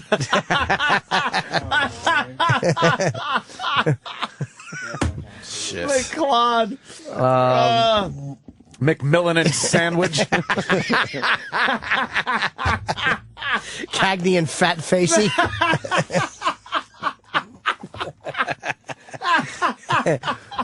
He's not even smiling. Shit, no, he's not happy. Oh, no. He's looking not- down slightly. He's not very happy. And I got to now apologize to those guys down the hall. Fuck, I hate when I have to apologize. I'm sorry I questioned. Why? Said you guys might have did something. Starsky and lunch. That's a good one. I don't have to apologize. What? E-Rock should I apologize. feel like E-Rock should apologize. To me, right? To you and to management. Yeah, E-Rock, you put me in a bad spot. You did, E-Rock. I was just beating those guys up, and it turns out they didn't do nothing wrong this time. Well, then I apologize. All right, we can move on now. And South Park. My wheels are turning. Starsky and Lunch. I'm trying to think of old 70s shows. I know. Jake and the E-Rock. Remember that show? I do. Jake and the Fat Man. So, all right, it's one Steak and the Fat Man. BJ and the Bear Claw. Did he fight crime? I don't know. That's great. South Park. Oh! Making fun of Jersey Shore. Yeah. These fucking guys know what they're doing. Huh? Detective shows dummies. Can't put Pork and Mindy. Pork and Mindy. BJ and the Elephant. Sorry. Yeah. This South Park last night, holy shit. How are they getting away with this? What channel is this on? Comedy Central. Can't be Comedy Central. Oh, Comedy Central. Because they edit the shit out of our comedian friends all the time. But if you're a cartoon, is that what the deal is? We've brought this up, right? Cartoon, you get away with murder. South Park is past. Realistic comedians can't do it, though. Yeah. South Park's kind of past doing anything that'll get them in trouble, no matter what it is. They could get in trouble with, like, Islam. Because they hung in there. You just got to hang in there. Yeah. And you'll win the battles in the end, but most people don't understand that. I don't know why. You know? Yeah. I'm sure when they get complaint letters, they just fucking put them in the shredders. They don't placate to the complainer, do they? They know that South Park's a big moneymaker, so they give them a little latitude. We used to be big moneymakers. They did a too. nigger episode right after Michael Richards. Yeah. It was brilliant. Yeah, that's what they do, too. They take the subjects that are, like, really sensitive at the time, and they just throw it right on. They don't care. Skew it. Oh, no. Because to be creative, it should be based in mutual respect. Yeah, that's why it's such purely what comedy should be. I think it's brutal. I can't. What? Hawaii 50-inch waist. 50 inches. And then they showed the wave he made when he jumped in the pool. And the Hawaiians are surfing on it, of course. Sorry.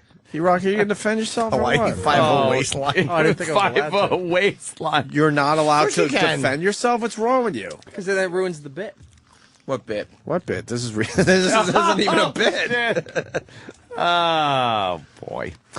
Yeah, see, they are able to get away with things because it's just, it's South Park. Yeah. They've been around for years. They're an institution. Do we explain the episode or do we play the clips? Because what they did to Snooki is just awesome. And I tried to build a narrative with the clips. Yeah. Oh, you did? All right, so we'll just comment. Let's see how well you did. I always try to build Narrative building is normally shit. Oh, man. Where can you get good clothes in this town? Nowhere.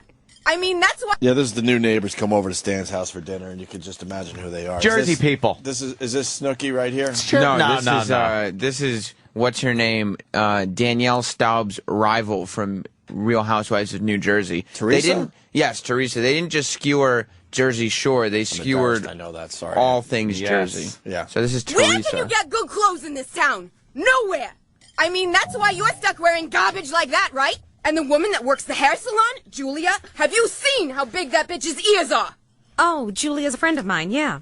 Ears out to here. So I tell her, you got big ears, sweetie. I'm not trying to be mean. It's just a Jersey thing. Why be offended? I mean, you've got a big chin. We've all got imperfections. Right, just like your eyes are kind of far apart.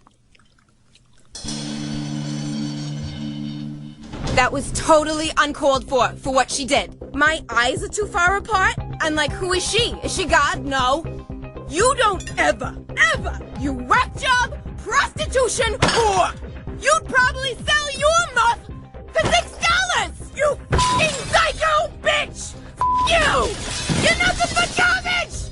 That's what you are. You're garbage. You sick old woman muff garbage. Muff cabbage. This psycho Wow. bitch. Let's get the out of here. She's a fucking pig. She's pissing me off. Okay, I love you. Take it easy. I love you. I thought I was gonna deck her. I was fine. I was really fine. I just wanted to get my point across to her, and then that's how I am. Like, I could be mad 1 minute, and then I'll be fine. Okay, all better. Just had to get that out. It's a Jersey thing. So, who wants dessert? Me! That is a Jersey. You know what? What? It was much better watching. I was just about to say the same Well, thing. cartoons are a visual medium. You know what? Yes. Don't worry, I'll be able to save this for everybody. Fontaine in Virginia, go ahead. Hey, I got an E-Rock show for you. Yeah. Magnum P.I.G. Boy. Magnum P.I.E. Let's go to Tucker, Wisconsin. Tucker. Yeah, book him, fatso. That's a light 5-0. Defend yourself. I like that one, too. Russell K. from North Carolina, 6 million calorie man. Carbo loading. Yeah, he was carbo loading. Comfort food last night, E-Rock? No. There was some. No, there wasn't. Some. What was the one thing you had to eat, even though you probably said to yourself, maybe I shouldn't be eating this? Dessert. I had Pepperidge Farm chocolate chip / pecan cookies last night. Can.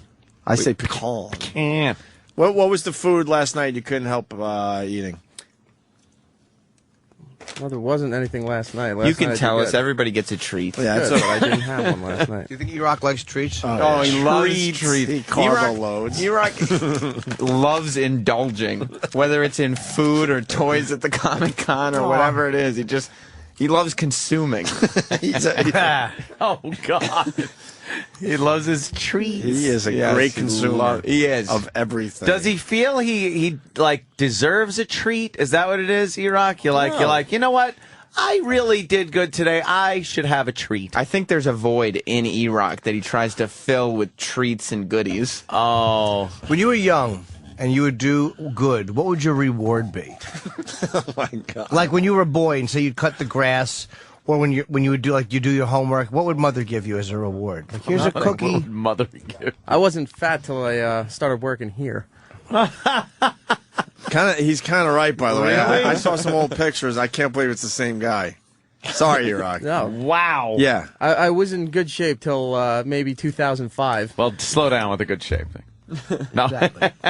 You were always skinny fat, but now you're just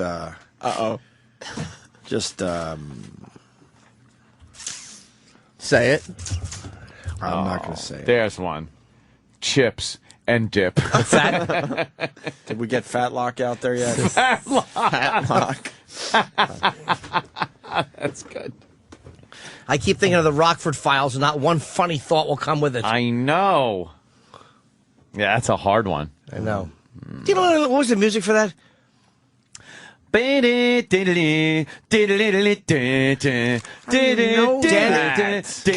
find that real quick? Not that we're going to watch it, but if it comes up again. But how does he know that? Because I watched TV my whole So did life. I, It's all but I I had. don't know this It's all I had. This was actually played on the radio back then when the show was on. And now the Rockford Files song. Oh, yeah. Hello, this is Jim Rockford. I'm not home right now. Leave a message.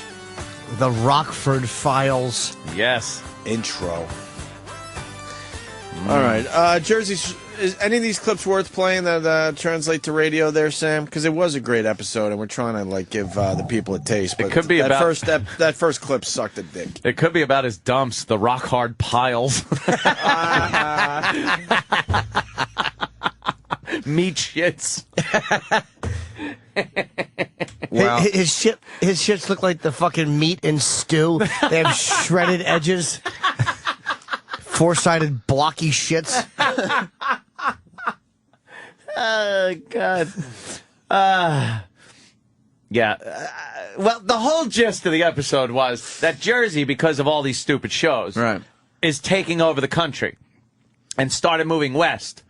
And the whole country was becoming New Jersey up until it hit Colorado and South Park, which said it stops here. You know, there's everything east of us is now New Jersey. They even and got everyone's Denver. acting like Jersey. Yeah, they got Denver. And then they were going to stop them by force with weaponry and stuff. And how did they make Snooki again?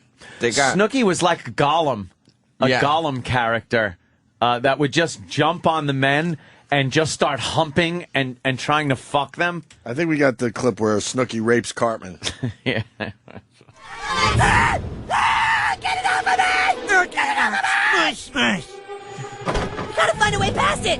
What does it want? Sounds like it wants smush smush. Smush smush! Snooki wants smush smush! No! You guys, it's raping me! It's raping me! Jesus Christ, what the hell do we do? Oh, God! Get out of here! What? Ha! Ah! That's Kyle turning into a Jersey guy. Dude. His Get out of here, hair you was piece all of gel. cabbage! You want to smush? Go creep in somewhere else! Snooky gets a smush and the You're cabbage! You know that? You're cabbage! Sticky rabbit! You got cabbage in your mouth! That's all Snooki said. You got It's cabbage guttural in your noises. fucking mouth!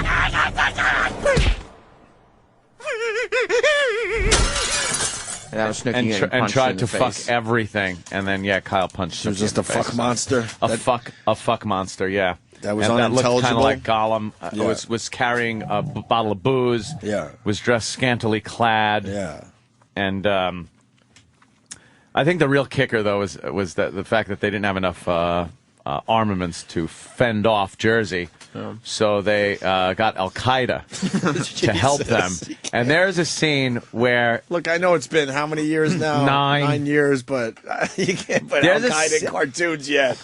not even putting Al Qaeda in cartoons. What they did, they actually show airliners being flown by Arabs crashing into giant groups of people from Jersey and just exploding. And then they pay a tribute to Osama bin Laden. This is like Al Qaeda helping. It's Al Qaeda! Or Al Qaeda. Oh my God! And What they balls. just That's great. This is so fucking ballsy. Holy shit! Good for them. It's fucking twisted. Hooray. How the fuck? Wow. Now that's On a cold October night, a small town in Colorado stood up to New Jersey and finally said, "Go away." Our fortitude was the inspiration for others, and now New Jersey is slowly receding back to the desolate land from whence it came. Our country's getting back to normal, and we owe it all to Osama bin Laden. Oh my God! I'm kind of sitting there to kiss him. Well, Kyle, looks like you're totally back to normal. Yeah, the more distance between me and the others from Jersey, the better I feel. Yeah, but you still have it in you. You saved my life, Cal. Deep down inside, you're a monster. But you're my little monster. I just have one question, Kyle. At Sizzler, when you were yelling muff cabbage, what's muff cabbage? It's a Jersey thing. On this day, let us all remember that no people on this earth are Ending's really great. enemies, only folks with differences. Someone. Down, tango's down. We got him! Tango's down, tango's down. Shots have been lot in the head. Hey, shoot him in the head. Holy shit! That's such great. They have balls, man. That's awesome. The fucking planes flying into the people and great. those explosions that they use. It was like, how much time? I guess this much time had to go by. Because if you did that like right after, oh my God, you're done. Let's see also what Yeah, go ahead. stupid Governor Christie. I guarantee you, someone from Jersey will, New Jersey and okay.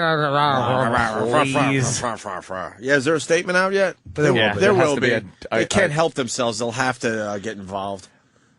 You know, New Jersey's had a long, illustrious career as a great state in this country of blah, blah. Shut it. Wouldn't you once love to see a politician or somebody, if someone asked them about it, go, you know, it's tasteless. It's a cartoon comedy show. What do you expect? What do you want me to say? Yeah, it's I'm going to comment on this? show. Shut up. Who cares? Yeah. You got to comment on a comedy show? Comment on a comedy show? Next question.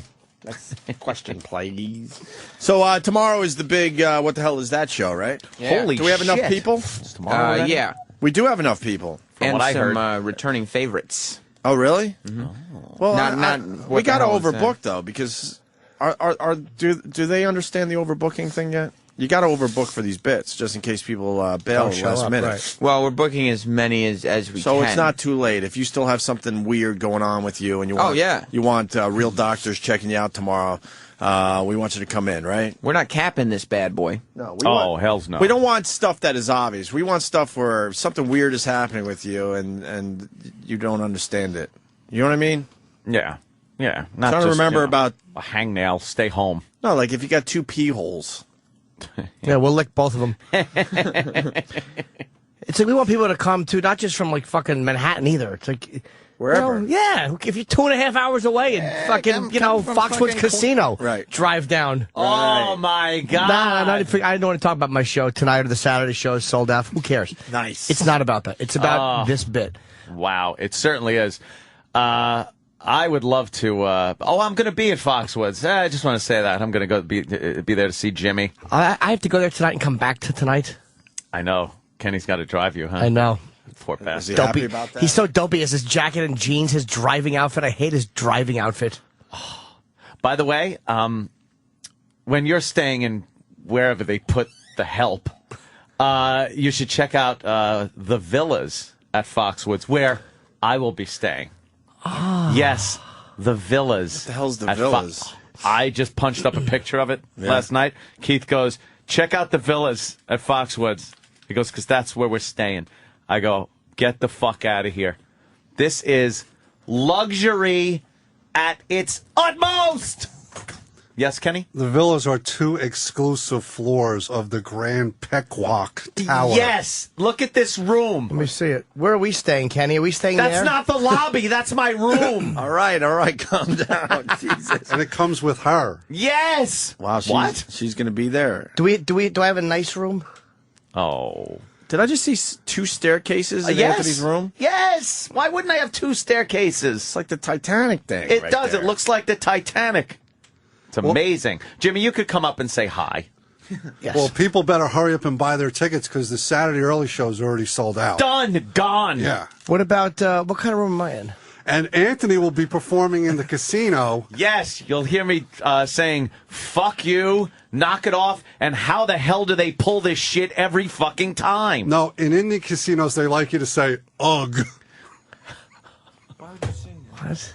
They're Indians. I'm saying that every time you talk. Yeah.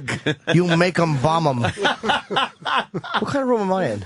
Yeah, where's Jimmy's room? You know, Foxwoods is a great place. No, that's not a good sign. You know, Patrice was there last week, told me all about it. Yeah, said it was good? Yeah, he did the grand opening weekend there. So they must have put him God up bless you. Thank you, Kenny. in what is called the finest accommodations, the villas at Foxwoods. That must be where the help stays. Yeah, the comedy club is brand new there. I hear it's very nice. Oh. Yes, it's supposed to be very beautiful. Yeah. I'm looking forward to seeing it if I'm not on a roll. Yeah. Or if I'm losing. So either way. So you're trying to say they like out-of-control gamblers a lot more than people like Jimmy. Well, if you own a casino. Well, yeah, I understand the casino. The high rollers should get the... I don't mind that, but what kind of room am I in? Just curiosity. You're going to mind when you see what room you're in. Yeah, the kind you put the key in the door. Exactly. What is it, a regular room, or is it at least a nice little suite? And hope you don't smell cigarette smoke. Do I at least have a You're nice not going to mind suite? at all when you see your Is it room. a suite? Does he have a suite? I got you the best accommodations I could. Oh, no. Oh, no. That you open the door and you can see your bed. If you can open the door and see your bed, you're not in a good room. Let's go to accommodations, Ken. Why don't you show me which kind of room I'm in? Oh, no. I'm curious. Accommodations. Here we go. Okay, the 2 trees in. The See, which one? Which this hotel? This big gold tower here, that's the MGM Grand, brand newest tower. Right. Is that part of Foxwoods? Yes. Okay, Yeah. that's the new tower. Yeah, that's the latest edition, MGM Grand at Fox. So is that where I'm staying? And this thing over here, that's the Grand Pequot Tower where Anthony's going to stay. Wow. Which part of that is he staying? Where in? am I staying? Is he staying at the top of that castle? I'm at the top, yeah. Of the castle. I'm very high. Yeah, the villas are two luxurious floors. Yes. Distinguished in the Grand Oh, Pequot man. Tower. So where am I staying? Just curiosity. Yeah. Well, if you go to the property map, you can see like all the nice restaurants. Property We're map. down to the property map. You're off the front page of Foxwoods. Let's see. Where is It's that? on front page of Foxwoods. All right, about Foxwoods. Property there you go. map. Property map down all right, there. Very good. Oh, look at that. There's a whole map of the property because it's, All right, it's so- an expansive, very nice. Wait, where's the big MGM? place. That's the MGM to the right. Yeah, okay, that's the MGM. And that's the Pequot. This is the Grand Pequot Tower. Oh, cool. Tower. And now we got the rest of the property in front of us Could you here. scroll down a little? Oh, no. Oh, there goes the MGM and the Grand Pequot. They're not even on the They're not- page. it just scrolled off the screen. Right. I see a Days Inn. Here's where the comedy club is located. Where is that? You're pointing at the wrong screen. Me and Ann can't see. Well, what you got to pointing do at. stereo pointing. Oh, it's He's in. It's in the. Yeah. it's like I can towards see. the bottom left. Oh, wow. Bottom left. That's where the okay. club is. I mean, they got to put the club where they got room. Is that what you're saying, or is that a parking garage, Jimmy? Well, the parking garage is over there. But you can see there's a lot of casinos for you to gamble in. Yeah. Yeah, But I could just stay in the Grand Pequot tower. Oh, yeah. Wait, I have to go outside in order to go to the comedy club? No, this is like an X-ray view of the building. It's a giant building, Ant. Oh, I thought it was all It's not a open shopping air. center. No. It's like if the roof was taken off so you could see Well, inside. they should put it back on if it rains. See, all of a sudden everybody will be getting purple rain on them. Oh, Chip. Yeah, this big thing here, that's the big theater here where we aspire Jimmy to play next time. How big is that?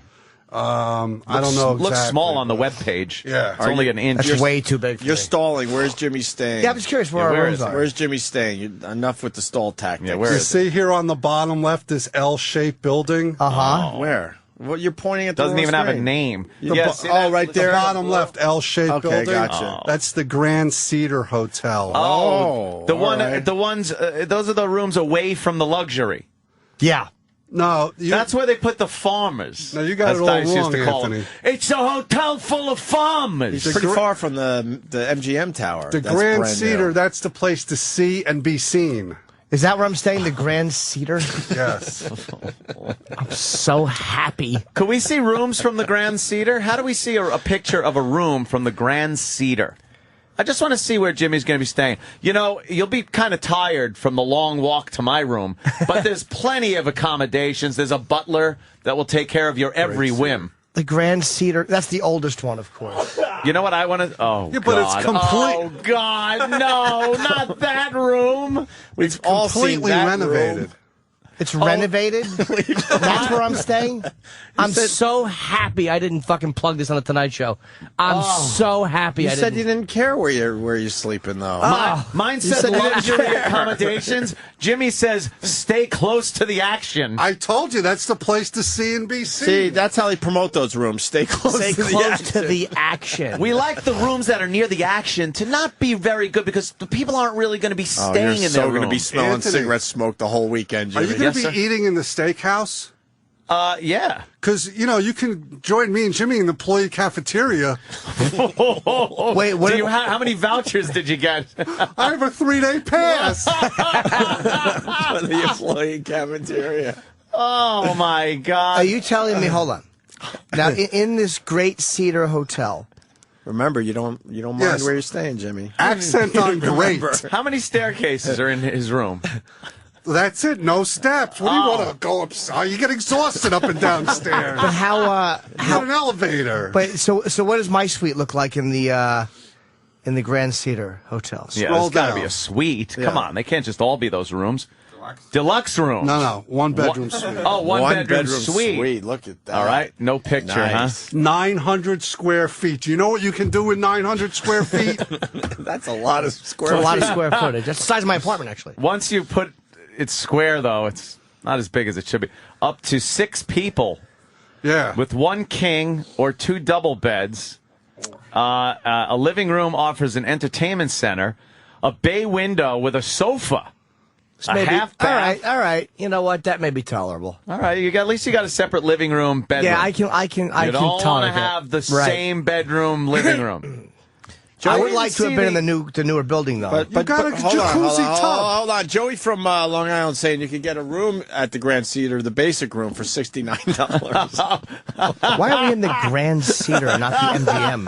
Oh, you should be in the MGM. It's brand new. Why am I not in the fucking... Why would I do the Borgata? Do they put me in the... Water Club. Water Club. Yeah. Water Club is amazing. Say tits.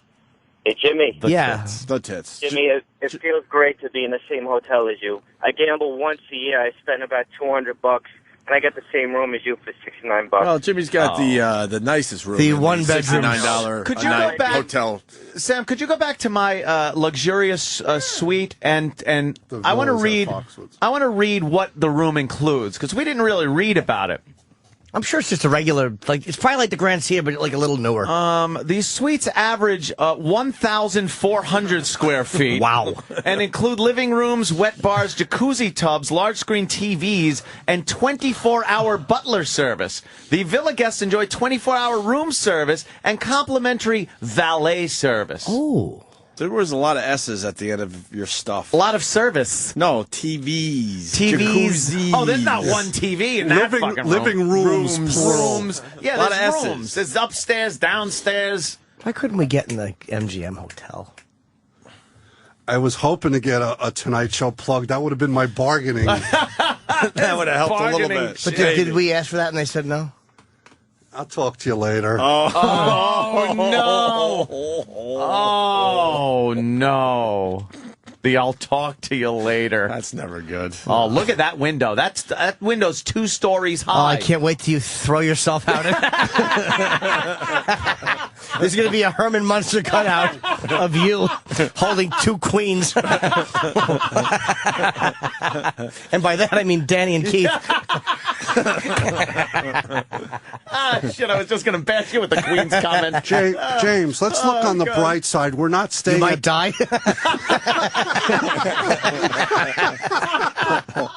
Isn't he terrific? We're not staying at the 2 Trees Inn across the street. Oh, shit, the 2 Trees So in. it could always be worse, is what Watch, you're I bet saying? it looks the same as the other room. It's like the Grand Cedar. It's the Grand look much the Grand worse. Seedy. Yeah. Oh, The Grand Cedar. Why aren't they taking Grand care of Jimmy Cedar. Norton? Well, they give me are. They're paying him a boatload of money. No, Once they're not. they see, let me tell you A something. boatload. It's a small boat. Once they see the people that Jimmy Norton brings in to that place, they're going to treat him with respect. That's the whole thing. This is the first time there. They're so- feeling you out. They're Yeah. feeling you out. But you know what? Jimmy Norton doesn't have to audition for these people in order to get a room at the MGM. He didn't have to fill out credit forms either. Exactly. He didn't have to put up his house in order to get that room. Now, I wouldn't. The high roller rooms have to go to high roll. That I get, because as a casino, you got to take care of the guys who are betting a fucking lot of money. Exactly, I would Norton. like to have been in the MGM. You know, the nice new hotel. When you come over, I want to have the butler come in and say, my friend and I would like some coffee and cake. And I'll ring a little bell. Why don't you ring the bell? You got a butler in that role. This is basically. of course. I wouldn't say boatload of money, though. For your It's heavy the same metal money I get in T-shirts the or airport. what? You gonna have your I heavy have to metal? have them ironed. Yes. You gonna have them ironed? Iron my heavy metal T-shirts. The butlers do everything, though. They make sure if you want to go to the steakhouse, Mr. Cumia, where would you like dinner tonight? I go to the steakhouse. They go, what time? Not, we'll see when there's an opening. What time? 7:30. You got it. How many? How many people? Mr. Norton would like to join me. And, of course, Club Soda Kenny will also be. We'll have to leave an extra hour for Mr. Norton to arrive from the Grand Cedar Hotel. He's got to take the shuttle. Yes, he has to take the jitney. The jitney with the old fucking slot machine people. Oh, Jimmy. He's got to take the monorail. Oh. Well, it's going to be a great weekend for you guys, so It enjoy. certainly is. I'm looking forward to The club it. is supposedly very good. Like Patrice liked the club, and it's a brand new comedy club, so I'm Yeah. sure that club is phenomenal. Yeah. However, So when what time's the limo come and pick you guys up? Oh, Jimmy's got a driver. What, are you kidding me? Yes, I do. Yeah? Yes, I do. I just say, Lurch, what time are we leaving? There's plenty of leg room in the back of Kenny's car. No, Shake and Bake Lenny will be in the back seat. Yeah, Lenny Marcus. Where do they have Lenny staying? In fucking Hartford? That's a good joke. It's a good local joke right there, people. Shit. Oh, boy. That's good. It's going to be a fun time for all. No, look, I'm happy. Look, who cares about what kind of room? And the fact that I'm driving 2.5 hours up, coming back to do radio, and then going back up, who cares? That is true. It's 2.5 hours each way? Yeah. So you're going to be... exhausted. By the next time we see you, you're going to be on the road for 5 hours? And then have 2.5 hours back up. Oh. They don't have the jet anymore, by the way. That was pissed Mohegan, me wasn't off. it? Yeah, I think Foxwoods had one too, though. But then tell them you're not going unless they get you there in a jet. Well, I'll take Play the some limo. ball. I sleep on the way. Play some It's ball nice. with these guys. I sleep on the way. Maybe watch some movies. The stories on drink Monday like should a be great. motherfucker. Yeah, I want great. to. You don't drink as much anymore, I thought. No, not during the week. But this is a weekend, my friend, and it's a weekend at a casino. Look out Sunday. My heads are going to be hurting. How high up are we? Oh, no. Well, Make sure your windows are locked. I requested a high floor. Okay. How high up? Poor Kenny. It's just going to be ground level. Kenny's gonna, Oh, God. Kenny's going to hear it all weekend. No, I don't fault. Kenny does a good job, so I never get mad at Kenny. Who are you going to get mad at, Jimmy, when you see your room? It depends on how the room is. I'll call the agent and ask him, what did you ask for? What was their response? It's sweet. It sounds like it'll be all right. I know. But you you like should to be in the newer hotel, though. It's like You do like to be in the new one. Smells like fresh paint. Tell them to move them to the MGM. you like to be. I don't need the fucking high roller suite. I'm not unreasonable, but you like to be in the new hotel. It's I'm a reasonable man. Get him the new hotel. Yeah, he should be in the MGM. Bogota puts me in the water club. The fucking suite. Water club. The water High club. up in the water club. That water club is nice. I like that water club. Beautiful. We have those fucking little rascal races in there. It's so much fun. We get the little casinos. No, in the room. I know. I was setting you up. Oh, nice. thank you. I was setting you up nice in the room. Because people out there were thinking, in the casino, but no, that's how big your fucking room is. You get the little rascal, and then you go into one bedroom. You fucking turn in the bathroom. You come zooming out, and you hit the tables and shit. It's a pisser. You want to hear fun. I stayed in Jim's room, and it's not that bad? Oh, do you want okay. Yeah, let's do you want hear a it. not that bad comment? Yeah, absolutely. JR in Connecticut there, yes. JR. What's going on, boys? Hey, Hi, JR. Yeah, Jimmy, like 2 or 3 years ago, I was up there with some friends, and one of them got too drunk, and I was gambling enough that they gave me the room. It was nice. Imagine, like, two Motel 6 rooms back-to-back with a door in between them. That sounds great. But the beautiful thing is, by tomorrow, you guys will have a full report on my room. That's true, It's rare that I'll go away to do a Thursday and come back and do the show. But I've been away for Leno. I missed a few days, so I don't want to miss too much That's this week. dedication. Sure is. That is commendable, Mr. Norton. We'll see what the room looks like. Maybe it will be very acceptable. 'Cause as soon as I get up there today, I have to go to bed. So we will have the room early, I hope. That's the plan, yes. Well, is it a guarantee? Guaranteed early check-in? These two are a sitcom. They really are. Do we have it? Is it a guarantee? We're getting a VIP welcoming committee. Oh, those are nice. What's that mean? A nice fruit bowl Why in is the your face room? turning red? Why is his face turning red? I just wish somebody else was listening to the radio at this moment. Why? Oh, interesting. No, because I have these conversations with certain people. Oh, I got you. I'm in a certain spot on the totem pole, and, and I do what I'm told. Nice Foxwoods totem pole. I like how you did that. But do I have a guaranteed check-in? That's all I care about. Allegedly. Oh, no. Imagine if Jimmy doesn't even have a room. It's like, oh, yeah, you're going to have to stay at It's 4 o'clock. We're going to get up there. I can't wait for tomorrow's show. Yeah, here's what you're going to hear. Yeah, none of the rooms are cleaned yet. Yeah, you're going to have to... 4 o'clock is when we have check-in. And Jimmy will just fucking... If we hear that, oh, no! I will throw the money out and get in the car and come home. Holy shit! If I hear that I can't check in, I will turn around and come home. And blow the money. Kenny. Wow! Kenny, it's now to you. The comedy club owner is supposed to meet us at the front door. Oh, so you could sleep at the comedy club on one of the couches or something if you need a snooze. Yeah, to take you to the green room to take a nap. Yeah, the green room's probably nice. A couch in there. A bed bug couch. No, there's no bed bugs. Look at you with your bed bug rumors spreading. He's supposed to meet us with our key packs. Okay, I'm sure we'll be Yeah, fine. you'll be all right. fine. Yeah, you'll be fine. All They're right. not going to treat you like shit. You're Jimmy Norton, for fuck's sake. Well, I still wanted the MGM. You go in Did there. we I try know. to get Let's that? get the MGM for Jimmy. We should. Let's do that. Just tell me, did we try to get that? I'll get back to you. Oh, boy. All right, listen, we got to take a break. Very good. Oh, boy. I can't wait to hear tomorrow's show. Oh, You'll wait, get I'll be the part of tomorrow's show. I can't wait for Jimmy to be back here tomorrow. We should demand Jimmy gets a room in the MGM. Well, at this point, the hotel's sold out, so I don't know. And All Sold right. out. Were they sold out when we asked? That's the question. If they were sold out, I can't expect them to boot somebody. Yeah, Yes, listen, you can. Big A can't even get a room Saturday night. Wow. Oh, wow. Not Big A. Holy It. All right. It's going to be a great fucking show.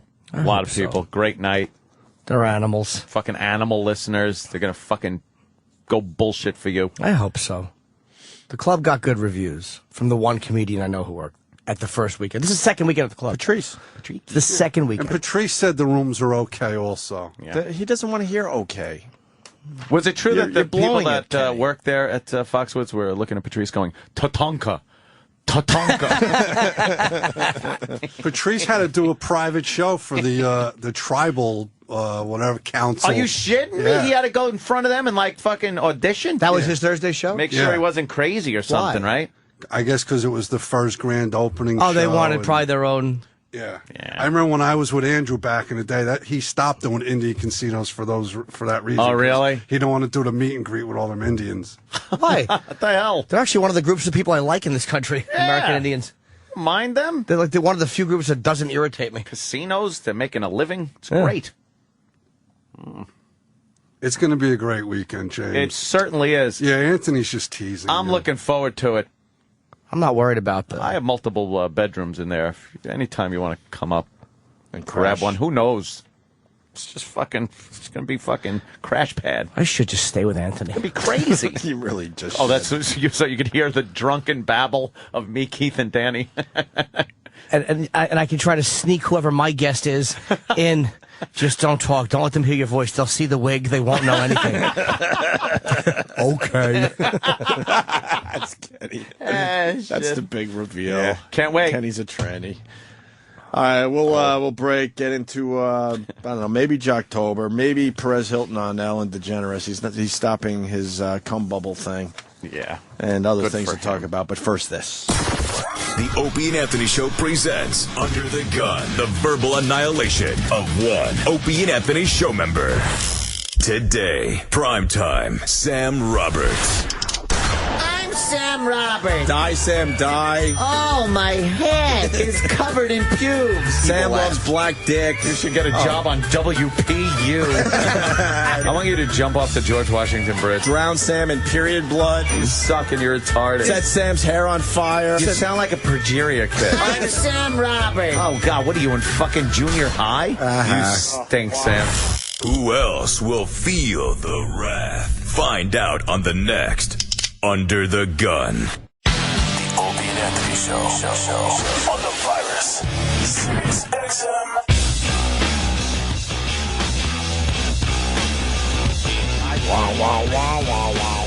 Nice bottom end on that. Roger Moore is 83 years old today.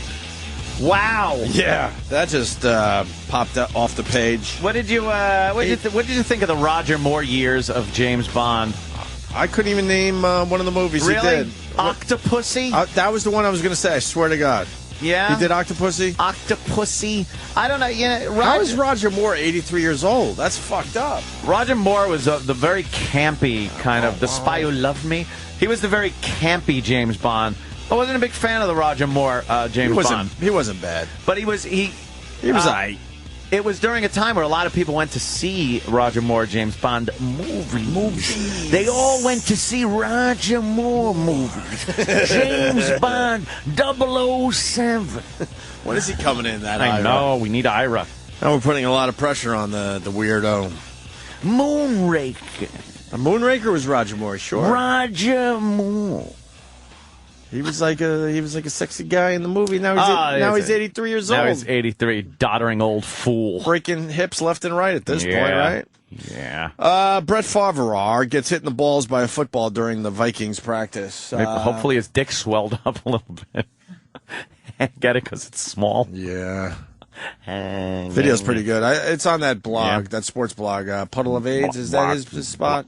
No, what is it? I don't know, whatever. Find it yourself. Blog. I tweeted it yesterday, whatever. It's out there. But That's a good question. But it happened this past, like a day or so ago. We're all talking about Brett Favre's cock, and next thing you know, in practice, a football hits him in the cock. Hits him in the cock? He goes down, and not one player cares at all. Oh, Ted Williams' head, right. That's the website? Yeah. Ted Williams' head and shoulders above all other sports blogs. Yes, Ted Williams' That's head. funny. Oh, what the hell is Look that? at that. What do we got here? Hi. Well. Let me see that. Yep. Waddy. There it is. Is that Brett getting hit in the nuts? Yeah, and watch. He goes down. He does go down. Practice 2 days ago. Doesn't the guy wear a cup? Or a day ago, whatever. Little thimble. And no what one, happened to him? Let's see. No one cares. All right, he's on the standing sideline. there. I should have yelled too. Florentine twittered that somebody hit Brett Favre in the nuts. They must have had good aim. Because he has a little dick. A little tiny wee. He's just trying to show the world that his cock's big enough to get hit by a football, I guess. But yeah, there goes Brett Favre. So that's for your viewing pleasure. TedWilliams.com. What is it? Ted Williams Head. TedWilliamsHead.com. It's a pretty good sports blog site. It's a good name for a website, man. Anthony, you want to do a little Jocktober? You know something? You never have to ask me that because I always want to do Jocktober. Really? Oh! And Vic Henley's coming in at 9 o'clock. We should promote that. Yeah. I don't know Vic Henley. Vic is a funny guy, man. He been around for a long time. He's from, I think, Arkansas. But he's a funny fucking dude. I'm really happy he's booked. Nice. Yes, he'll be in a little later. I forgot he was coming in. Very soon. Yeah, in the program. In about a half hour. And I think Dr. Steve is wandering the hallways. Are you kidding? He's finally here? He's here for his New York Steve. visit, and he'll be on the show tomorrow doing What the Hell Is That? And maybe and we'll have him in today, of course. I just saw that hi. shitbag. I could do some promo here. Wow. Yeah. But first, let's do some Jocktober. This is awesome. A celebration of rap-tastic radio from around this great nation of ours. Great. Thank you. So turn up this turn-tacular radio. Oh my God, I can't believe it. It's yes. Jocktober.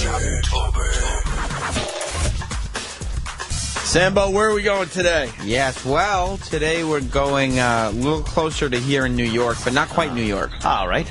To Providence, Rhode Island. Providence, Rhode Island. Providence, Rhode Island. I tried to do a little radio in Providence, Rhode Island. They didn't want anything to do with me. Really? When I was an up-and-comer, I sent my tapes to Providence, Rhode Island. Wow. As a matter of fact, I believe I sent a little demo tape to this fine radio station we're about to talk about. Well, Yeah, many years Let's see what they were looking for. Obviously, this station knows what they're doing. All right. And filled their slots well with Paul and Al on the home of rock and roll. Is this 94 HJY. Is this our first home of rock and roll featured on Jocktober? I think there was one in the very beginning. Okay. Look at his pants. Dr. Steve wears old school jeans. Pants. It's fucking horrible. That fucking rotten shirt. I don't like Dr. Steve's gait. I don't like his gait. I don't like Dr. Steve's. I'm just here to conduct a little business. I gotta do promo. He walks like a doctor should walk, right? He does. He's walking down the hallway to a waiting room. And he found jeans that look like slacks. Yeah. Yeah. You know what I mean? They have that same look of slacks. Yeah, I gotta go down and do a little bit of promo for my show. That is so dead on, man. Yeah. Holy shit. We're, what the hell is that? People are gonna come in, see. Some kind of built fluid. Paul and Al from WH and Al. Okay, Al. Y in Providence, Rhode Island. Yeah. They don't have a hole. No hole. No All right, hole. so that's All right, good. so that's a plus. That means they're probably a little better than the current fare we're used to for Jocktober. These guys are old timers. They've been around a while. They're like two guys. Two guys doing a little morning radio, but they're now a bit up there in age. Yeah, I think format. this is- Format. It's the home of rock and roll. Oh, excuse me. That's right. All right. And I think this is either their 20th or Wait a minute. 25th year. Holy shit. On the radio. Wow. On your radio dial. Radio dial. All right, they start off with the top 5 reasons Princess Leia. Very topical. Yeah, I mean, did we coke. Oh God. We Very all heard topical. the news story. So they're doing a top something list. Top something five. How list. many? Top 5? Because You everyone stole my knows idea. top 10 is too. Here's my idea. Everyone knows top 10's too long for radio. Scorch. You gotta get right to it. Scorch loves top 10. I do my top. Does he do top 10? Top 10. Top 10. Yeah. And I hear you said before, Scorch, by the way, has some new TV shows we can look forward to. Well, let's just say Jocktober is not just about celebrating radio shows. It's celebrating the jocks and the things they do. Oh, so God. You're changing our bit. Well, let's just say if For that, fine. Yeah. Exactly. Let's just say if Struff sent me 10 new episodes of PFG TV. PFG, pretty fucking good TV. Pretty fucking good. Right, right. Starring our old pal Scorch. Yeah. Holy shit. All right, top 5 reasons Princess Leia did coke. Well, here it is, the top 5 Princess Leia excuses for doing blow. Right? Number 5, well, because Yoda smoked all the meth. This is good with this. Number 4, because if she had smoked pot, she'd end up eating those honey buns that were on the side of her head. Do that? Is it 1977? Number 3, it was fun to cut it with a lightsaber. I could picture number 2, she was living an unsavory lifestyle back then anyway. In fact, her nickname was Jabba the Slut.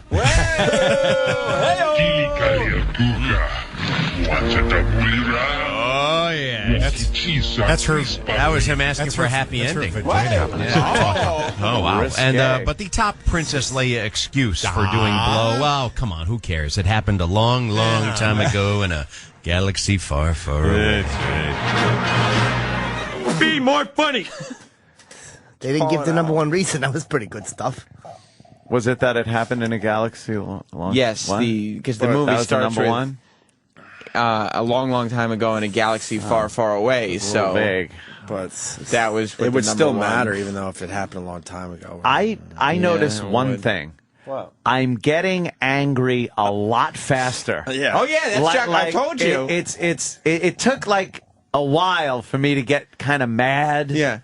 Now one bit from these fucking jocks and I'm angry. You didn't like that bit? No, Jimmy. It's also funny because the Jocktober segments themselves get shorter and shorter because you guys refuse to talk about it and just pump through the tracks. Whereas in the beginning, these things go like an hour and a half. Now I'm lucky if it's 20 minutes. Yeah, because they stink. I'm trying to do more radio for the people. Sam. Wow. I know. You try to fit as much as We're you trying can to squeeze in. as much Yes, as we do. we can in. It's amazing what you do. It's the Clintons' anniversary as we continue with Jocktober with Paul and Al and Bill and Providence. Bill and Hillary's anniversary, and they have an exclusive interview with the president, Anthony. Well, exclusive interview with. I will say this. Somehow they got Kevin the stunt boy to do the interview. Kevin the stunt boy. The stunt boy. President Clinton, they had the Hillary and Bill's anniversary earlier this week. It's 94 HJY's Kevin. We're talking to former President Bill Clinton on the line. How you doing? Glad to see you. Well, I just wanted to wish you a happy anniversary, sir. What? Today is your anniversary with Hillary. That's impossible. No, I'm serious. Can you describe the... Holy shit, it doesn't even fucking... It what are they doesn't going make for sense. here? Well, I know they're using old fucking clips, like but they Dickie don't Goodman. It's Dickie Goodman, but there's no continuity. Mr. President, what would you do if Hillary came home? All right, Dickie Goodman, asshole. Why would he answer? Why would he go, what? You see, he's such a womanizer that he was unaware that it was his anniversary. Why would he say good to see you on the phone? Yeah. Instead of how are you? Good to see you. Good to see you. I like Well, that. I just wanted to wish you a happy anniversary, sir. What? Today is your anniversary with Hillary. That's That's impossible. No, I'm serious. Can you describe the state of your marriage these days? Remember that ice storm we had? Right, so not good, huh? No. Holy shit, I'm just as mad as you now. What's wrong? Because it's infuriating. They're fucking lazy. Like, if They you're going to do couldn't this type of find bit, then you fucking either adjust your questions so they make sense to the clips you picked out. It's a Clinton's anniversary. Like, I'm assuming that the reason you guys are talking about Perez Hilton later is that you'll have some kind of crazy Perez Hilton bit after the... No! Is this supposed to be bad on purpose? Like, is it supposed to not make sense on purpose? Then I would get it. No, it's supposed to be funny. It's a funny interview. It is kind of funny. Marriage these days? Remember that ice storm we had? Right, so not good, huh? No. What's the number one problem with your marriage, would you say? I love women.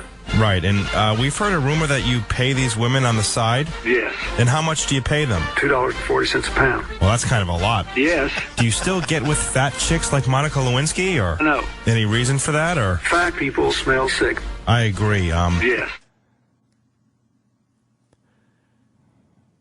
No more Jocktober. You don't want to do it ever again? Ever again. You don't even want to finish this CD? Or? No! Oh, man. It's Paul and Al. That was the end of the bit. That's how it just ended. We should have Jocktober Day. Where it's just one day where we how about kind of cull Jocktober together. segment? Yeah. Jocktoberfest. It's not a month. Jocktober hour. It's just an event. It's just one day. Yeah. We could dedicate 1 hour to the entire month And of these guys have been October. around a while. They have no excuses. They're the reason that you didn't get a job. They had Paul and Al. Probably.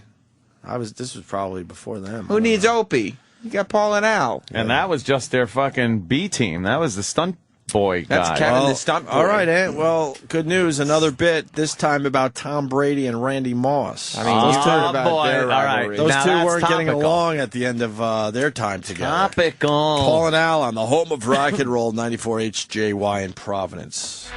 What if I told you that the greatest quarterback-wide receiver tandem in NFL history parted ways over an argument about personal grooming habits? What if I told you that Tom Brady and Randy Moss fought like a couple of catty women about scruffy beards and Justin Bieber hairstyles? ESPN Films presents Your Haircut Makes You Look Like a Little Girl. Oh yeah, Randy? Well, your beard is gay. Followed by part 2 of the series, Oh yeah? Well, my dad could beat up your dad. Nuh-uh, yaha, nuh-uh, la la la la, I can't hear you. The story of turmoil for the 2010 New England Patriots. That's tonight on ESPN Films. Check your local listings. Paul and Al, weekdays on 94 HJY. That is a great fucking voice that guy's got. Holy shit. Oh, that one guy, the announcer. Yeah, holy shit. 'Cause the other guy That's all I noticed. Everything else was a dull fucking throb in my head. The other guy sounded like the guy from Lost. That awful voice guy. Yes, awful voice guy. Is that a Prep Burger bit? It sounded like a Prep Burger be. bit, yeah. So they didn't even... Do we belong to Prep Burger? No.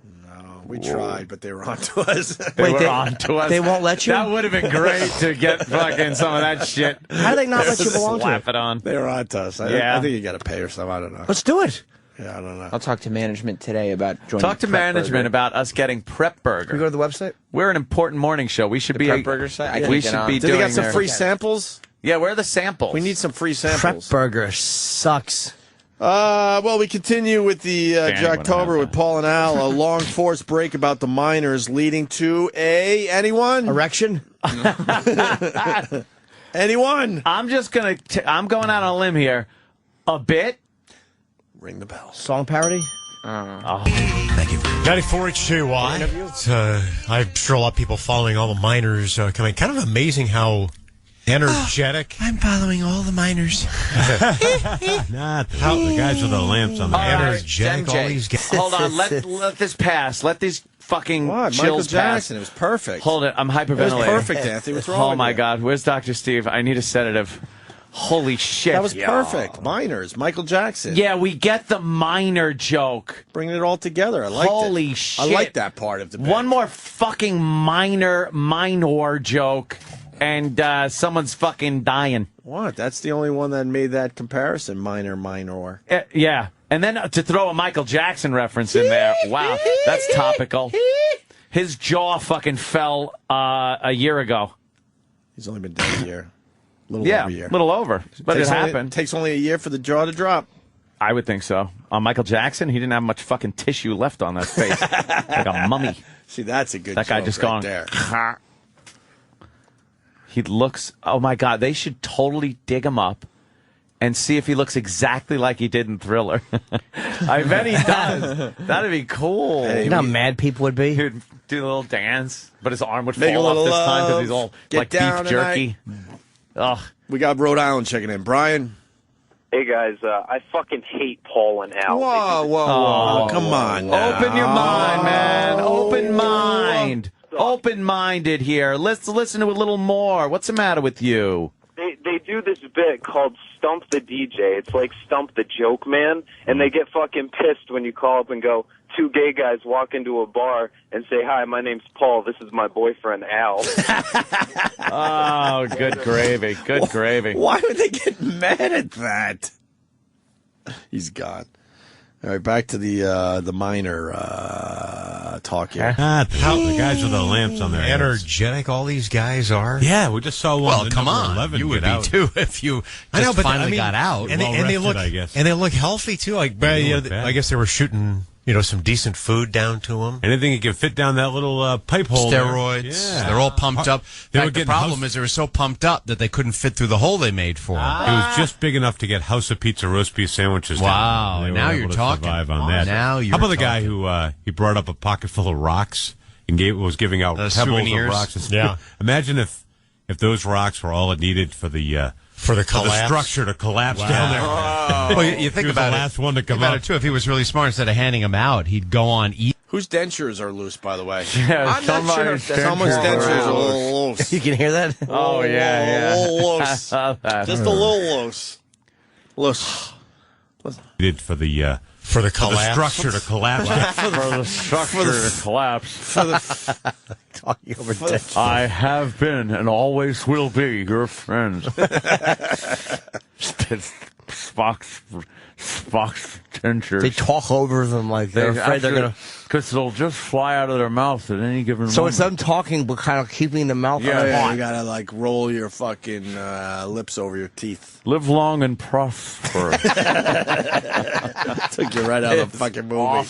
Imagine if those rocks were all it needed for the structure to collapse down there. Well, you think He was about the it. last one to come Think about up. it, too. If he was really smart, instead of handing them out, he'd go on eBay and he'd sell them for like $150. You know that they actually served up ribs down there. I'm not sure if you knew. They want their miners back, miners back, miners back, miners back, miners back, miners back, miners back. They want their miners back. Chili's got them back. It's just amazing stuff. Let the record show that Sam was not laughing at the actual bit we were playing, but was laughing at what Anthony was doing during the bit. I can't help Anthony's hiding behind his fucking Che Guevara shirt. Yes. I can't help it. I can't look at anyone when that is happening. Do you remember the Chili's commercial? No, Okay, no. the baby back ribs. That's probably why it was lost on you. Yeah. But because it's Chili's, and it was in Chile. Right. Miner back. It's like baby back, baby. You know. What do they say, though? My miner's back, miner's back. Oh, Christ. That stunk. You didn't like it? No, I didn't like it at all.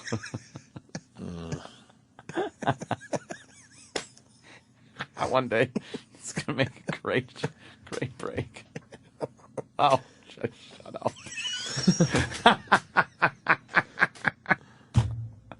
Oh, my good gracious. So, what else do these guys do? That's way better than what we're doing. Oh, believe me. Just fucking say fuck it. I can't, right? Can't. Jocktober, Paul and Al on the home of rock and roll, 94 HJY in Providence. They bring up Brett Favre. That way they can play a song parody bit. Yeah. Prep burger. Give yourself another bit. Well, that's a secret to radio, is that sometimes you don't need to think of funny things to say. You could start a story, and then instead of it going someplace funny, you just go right into a pre-made bit. Like Miner's Back. I want my Miner's back. Miner's back. Chili's, and then it stops. Because like you guys had a whole angle on the miners yesterday.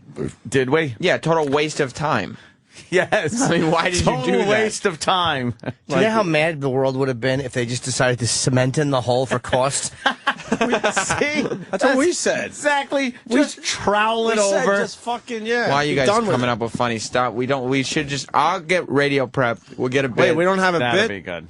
We don't have a bit right now. We're out here with no bits to rely on? So what are you gonna do? Fuck.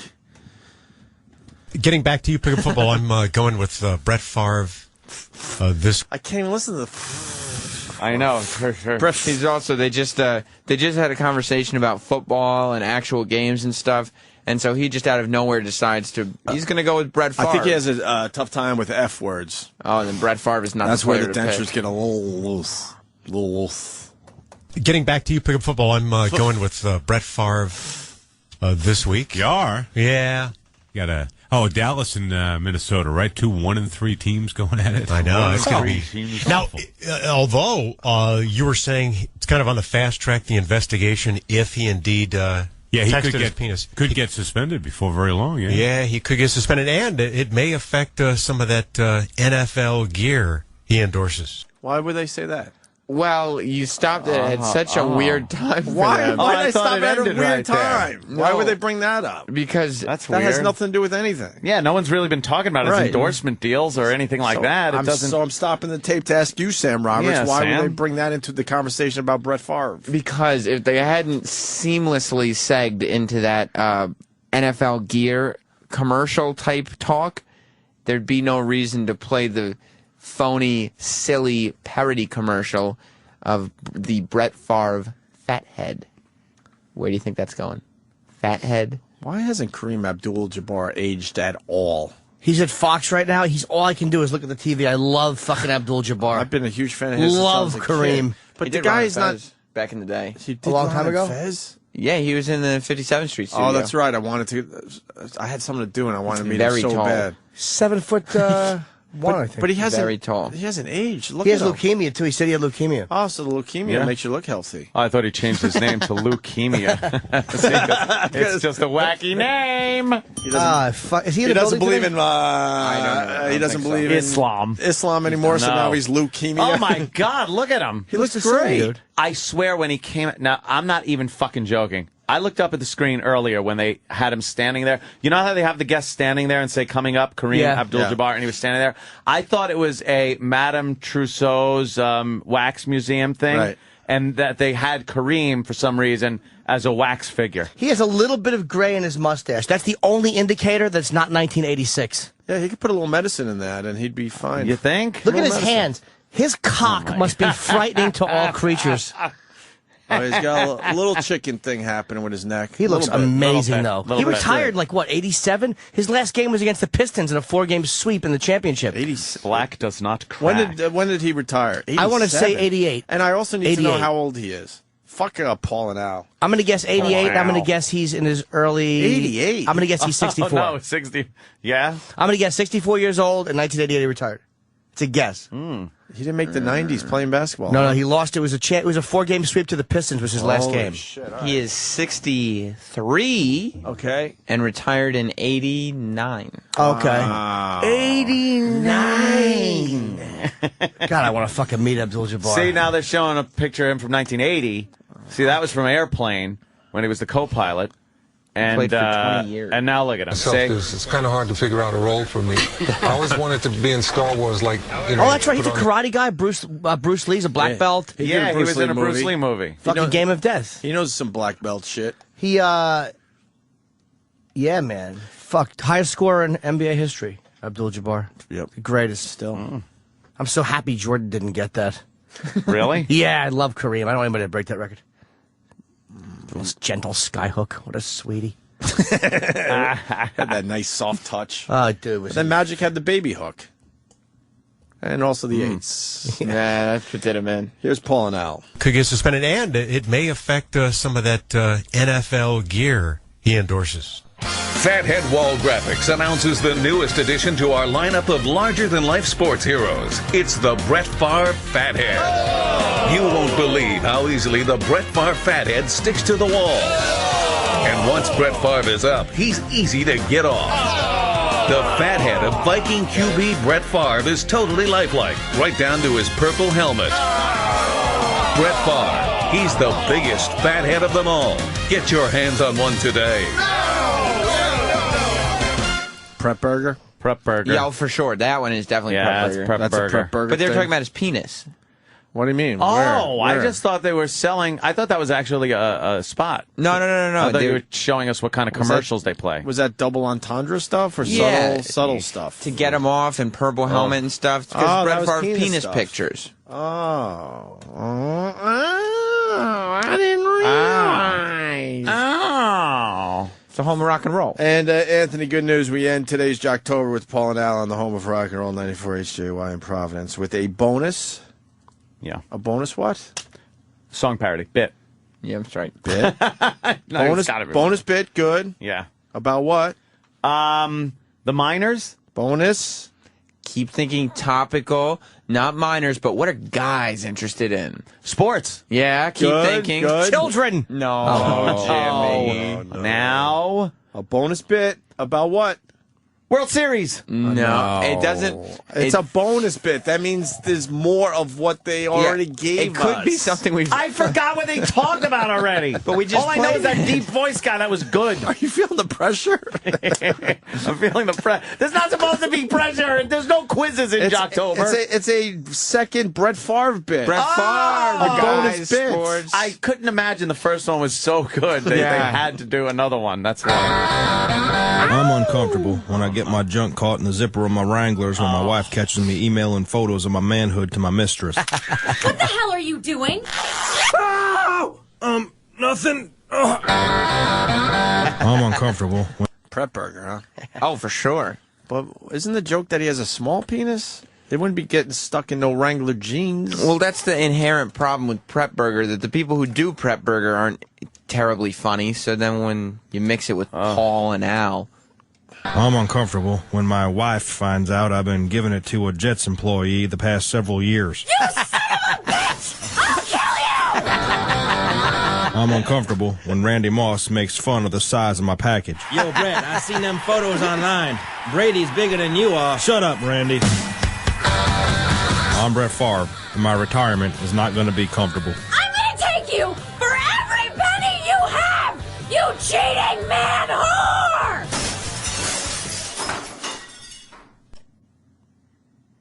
Where's the other half?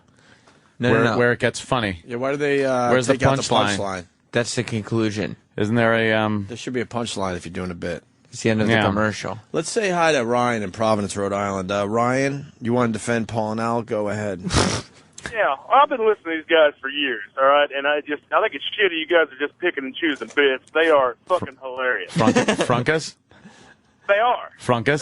No, what? No. He goes, no, Frunkus. I mean, no, because he knows what Frunkus is. It's what you yell when you know you're lying to us. What you need to do, you're getting the wrong bit. The wrong bit. Oh. Yeah, The right bit is when they call the bar and they say they need to go see little Jimmy Norton this weekend. There he is. Well, you know what? I did not see that coming. I saw that. Thank you, sir. I mean, this was all taken from one show. So there's no cherry-picking accusations. This is all good stuff from one show, right? Right. This is the best of Wednesday's. Do they Paul play and the Al. punchlines of the first day on the second day, and that's why we're not getting them? Yeah, when's Because maybe if you get when's give punchline us, day? Give us their show tomorrow, and we'll probably hear all the funny stuff that is supposed to be at the tail end of all this shit. Now These bits are self-contained. Paul in Florida. Vignettes. These bits are self-contained. Paul in Florida, go ahead. I was wondering if you guys were able to play Ron's phone calls that he has from Brett Favre. Everyone is talking about Ronnie B doing his Brett Favre. What's that about? Oh, and they do did we it. have a sample of that? Ronnie B does Brett Favre impression. Everyone's talking about how probably great in it the is. Let's steal some Ron and Fez bits. Why not? Checking. Come yeah, on. Ron did some pretty funny bits. Try to find an hour Ron and Fez bit for us. Come on, an hour. I mean, An hour. What? It's topical. I'd love that. You know, we still have a lot of hour. stuff to do. There's a lot of people talking about Ronnie doing Brett Favre, so now we got to find some. I know. Now very we gotta funny. find it. It's probably. I'm sure it's in. Can the we web. get a sample of it? I mean, we don't. All right. Well, when you guys figure it out, let me know. Thank you, Paul. Thanks for bringing that to our attention. We should break so we could get Vic Henley in. Is he here yet? Yes, he is. Okay. Good. Quick break. Vic Henley next. Stay there. Sirius XM, the Opie and Anthony Show. This is the Opie and Anthony Show.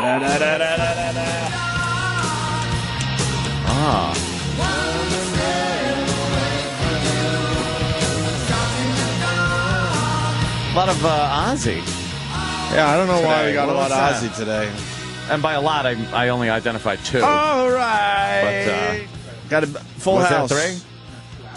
We got where's Vic Henley? Where's Jim Norton? Where's everybody? They're chatting. I know Vic Henley. Right. How are you, sir? How Welcome you to the doing, Opie and man? Anthony Show. First time here. Thank you very much. I know. No problem, brother. Absolutely ever. And that's Dr. Steve in the corner. So if you got any weird shit on you, he'll diagnose you right now, sir. I'm totally healthy, a little tired. A little tired? That's about it. Oh, Maybe shit. sort of over-caffeinated a hair and a little tired at the same time. But other than that, all my kidneys are functioning perfectly. But you don't have any weird bumps or nothing? Nothing, no moles. I just had a man look at me naked, not 2 or 3 months ago for the whole That's skin, always fun, for the isn't skin it? thing. Was it you a know. doctor? Yeah, yes, no, it was just a man. Okay. It was just a man on 43rd Street near a newsstand over there. He had a I know raincoat. him. He looked official. Yeah, you don't got to tell me. So, My skin doctor's really hot. And Mine's not. And she Mine's- lifted my ball bag and everything. yeah, he did mine I'm too. like, you really have to look under the ball bag for skin cancer? were you Well, complaining? all right. You No, know. I'm not complaining, but Mine's a weird it's guy just that looks it's like just he's had too weird much for work done. It's Really? Yeah. Probably has. So, Yeah. and then when I was on my belly, she was like, "Yeah, that's good enough." Did she get in there? No, she's like, She get in the good crack? enough. See if That's what there's I'm getting anything in at. the But she had crack? no problem lifting up the ball bag, but she didn't She pull didn't the spread cheeks 'em? apart. Make sure there's no skin cancer Right. hiding No, in there. right. Maybe she got a waft. well, you got to look for the mole. Thanks, The mole Jesus. on the taint. That's what you always have to be aware Wow. of. The mole. Well, I just wanted to say mole on the taint. And you don't really. want that. I would No, think never. you wouldn't want that. Dr. Steve, you wouldn't want that, right? A mole on your taint? That might be He can't hear some nothing. type of... He's deaf and blind. You all right, Steve? He's deaf and blind. He doesn't have a mic. I'm asking him questions, and he doesn't have a mic. You can hear I'm us, the though, right? ass. Okay, you could hear us. Yeah, All he's right. got headphones. All right. At one point, Yeah. I didn't think he was listening. Are there areas on the body, Dr. Steve, that are a little more common for dangerous moles? Like I would think the taint. You don't hear a lot of You're not tanning your taint. Taintectomy. Right. Taint is probably not in the sun a lot. Yeah, sun-exposed areas tend to be more at risk. Shoulders, face. Yeah. But melanoma can show up anywhere, and so that's why they have to look everywhere. What do you mean? Those are the Hey, ones- happy What do you mean? Thursday, everyone. Yeah, what do you Happy mean Thursday. anywhere? Well, that's why they have to look under your ball bag. Can and you at your get skin taint. cancer on your ball bag? Absolutely. Anywhere there's skin, I would gather. That skin's pretty tough. It seems like it could handle some skin cancer. God, stop that. It's a little leathery down there. Sort of would punch it off. Exactly. Yeah. You ain't coming over here. No, get out I'll of here. flick you up to some soft belly skin. Get out of here. You'd sacrifice 20 layers of fucking scrotum skin before it really starts getting to you. I don't So want to Vic think Henley. about that. Vic Henley's going to be at Bridge Street live, Collinsville, Connecticut, this Friday. That's right? outside of Hartford. Yes, I'm there with. What is Lewis Black's comedy cruise? Lewis Black decided? Isn't that that gay thing? Yes, it is. Rosie O'Donnell's going to be does? there, and Hayes. Right, Rosie. I get Rosie and Lewis confused all Lewis the time. Black is doing gay cruises now. He decided, I don't know, I was hammered with him on St. Patty's Day. He told me about this thing and said, hey, do you want to go? He's got John Panette, Susie Essman, Kathleen Madigan, a whole bunch of people more famous than me. But Wow, they're on there, cool. and I think they needed someone to carry the bags. So The beautiful part is you could walk into a Vic Henley discussion at any moment and hear it hammered. That's the beautiful part.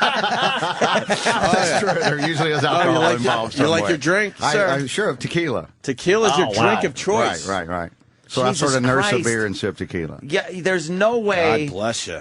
I don't know anybody that drank tequila past like 30. Right. I'm 67. Unless I was going to say, unless you're 25. No. Vic's a hard 20. I'm sticking with it. I rode hard and put up wet. Tequila was always the drink that made me end up waking up on the bathroom floor.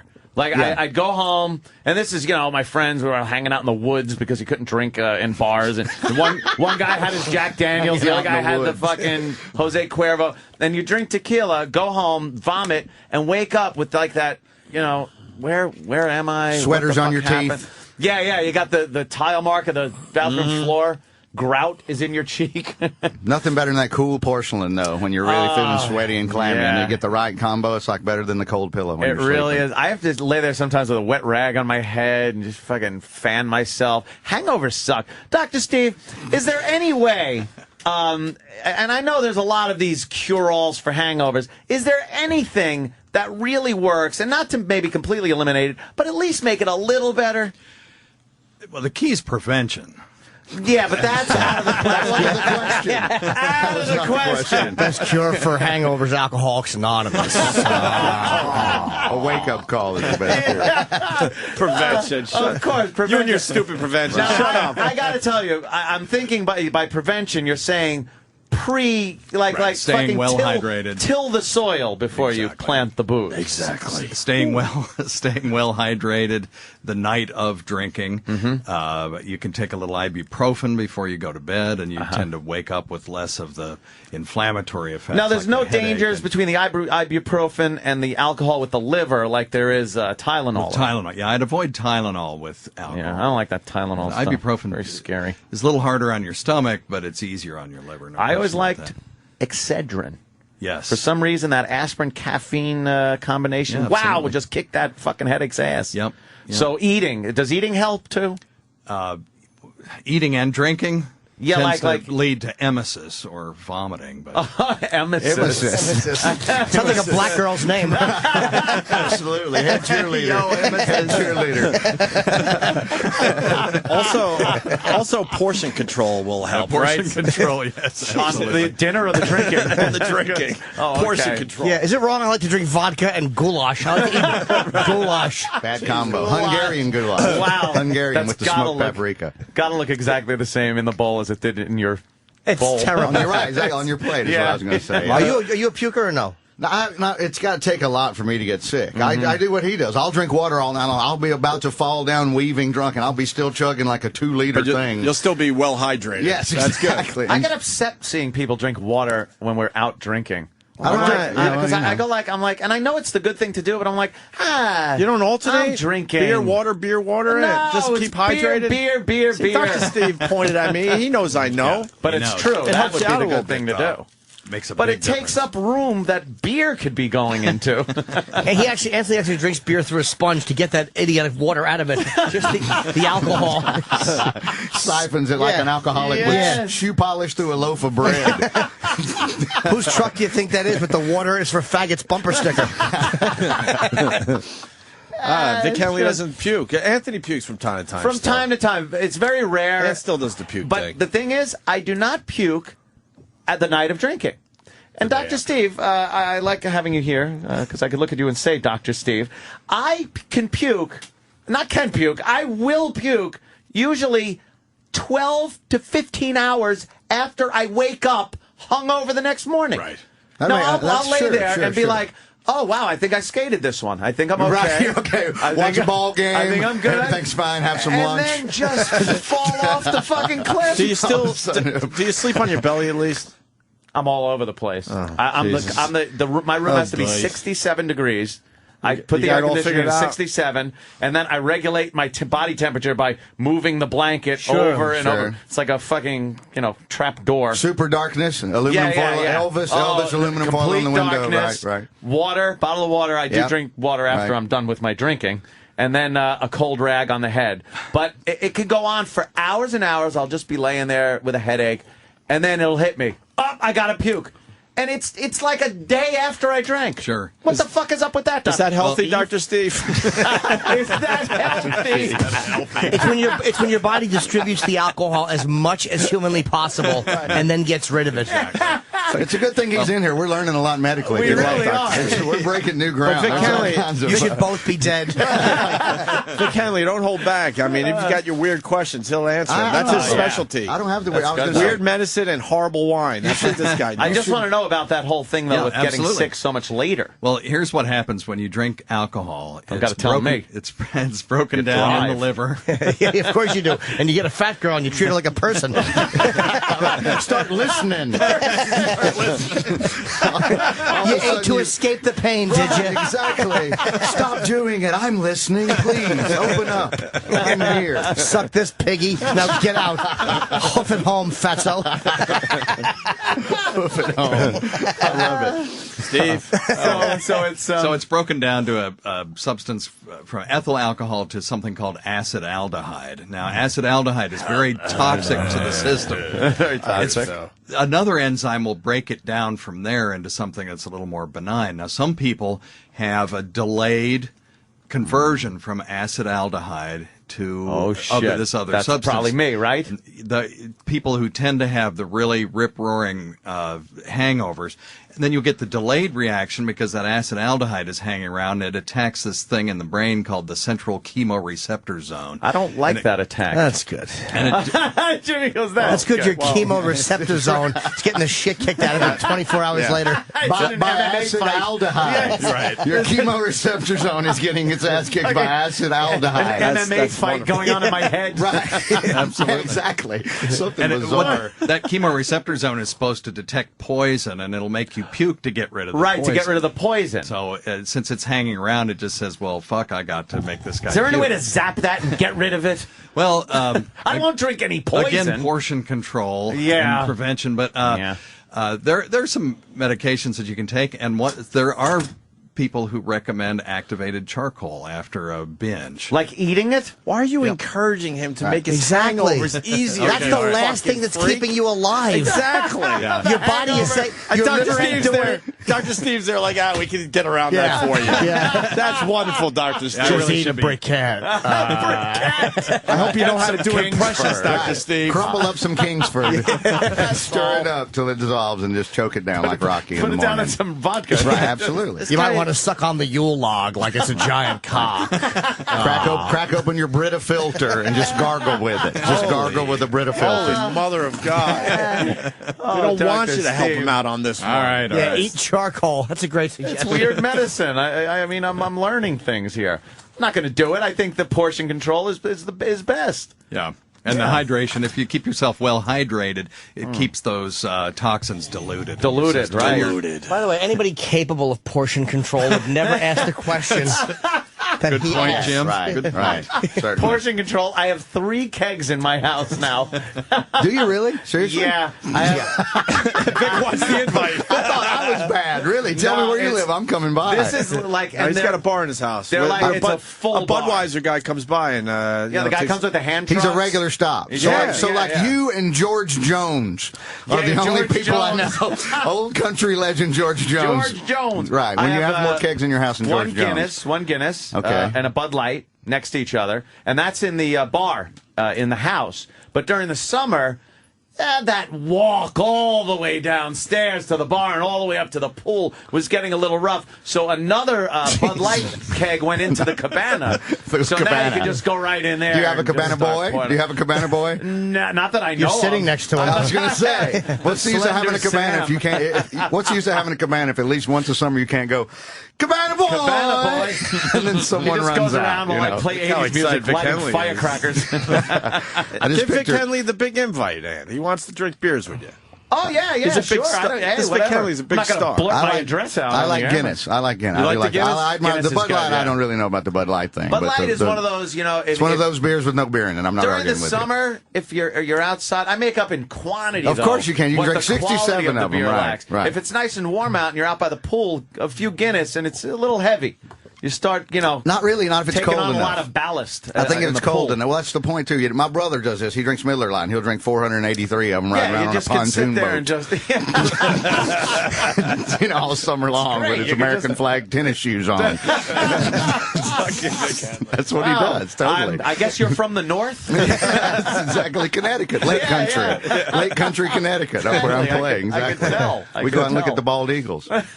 I was watching some of your act. as I they call apologize it, for some of that. your act. Sorry about no, that. very funny we love because to tell you the truth, I heard the name and I'm like, I know the name, got to put it with the face, and then a video came up instead of just All a right. picture. And That thing with the KKK line. Oh, that's a good show. Well, I don't mind that. I scared him to death at Comedy Central putting that in my special because I changed it at the 11th hour. Oh, really? And you go in a meeting, you're sitting around a big round table, and your last little segment there, they had all these horrible, worse jokes that I was going to do. Uh-huh. And so you're sitting there, and I'm, we have one change. I'm like, cross all that out and just put in Klan story.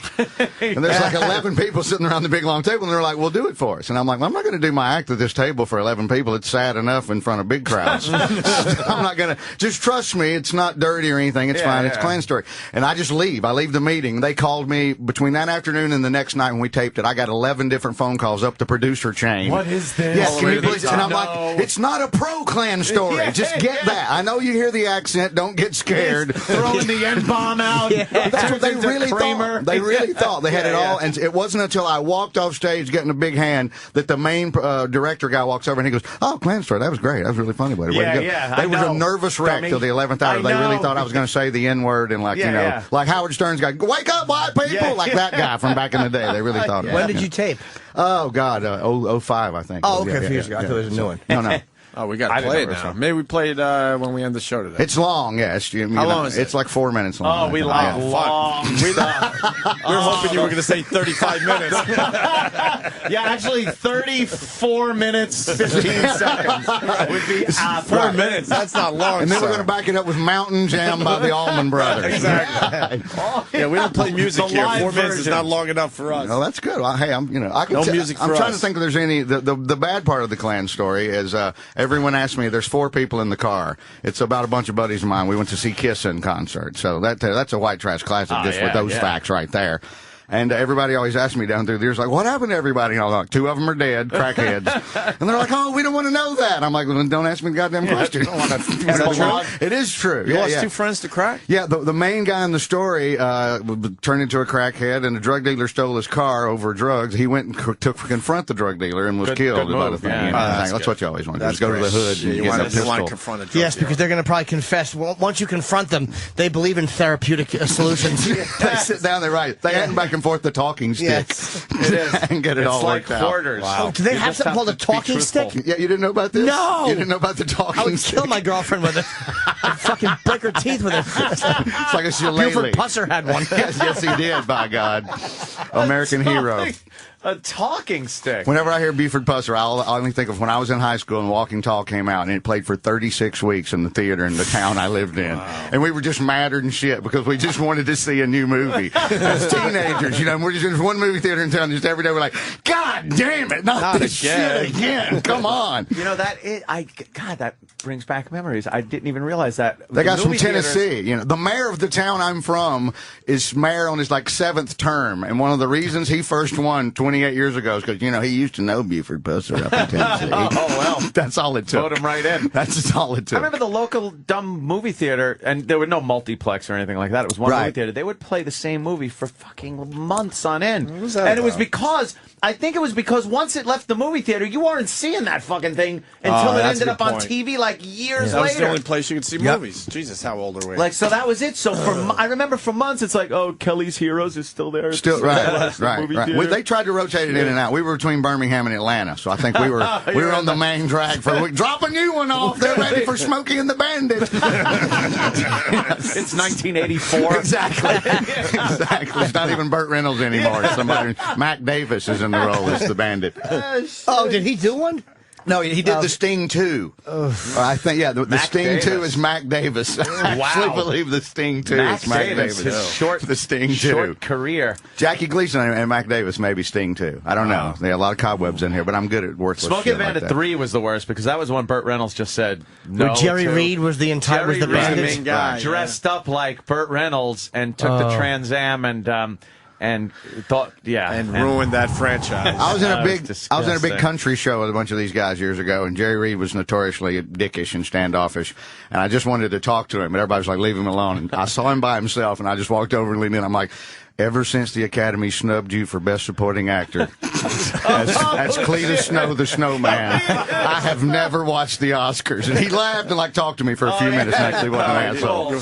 Want him over. I sat there forever agonizing over how am I going to go with this? I got to come up with something obscure. But he was a real dick to people? He was a real dick to people. He was all snotty and he worked with puppets. His act was horrible.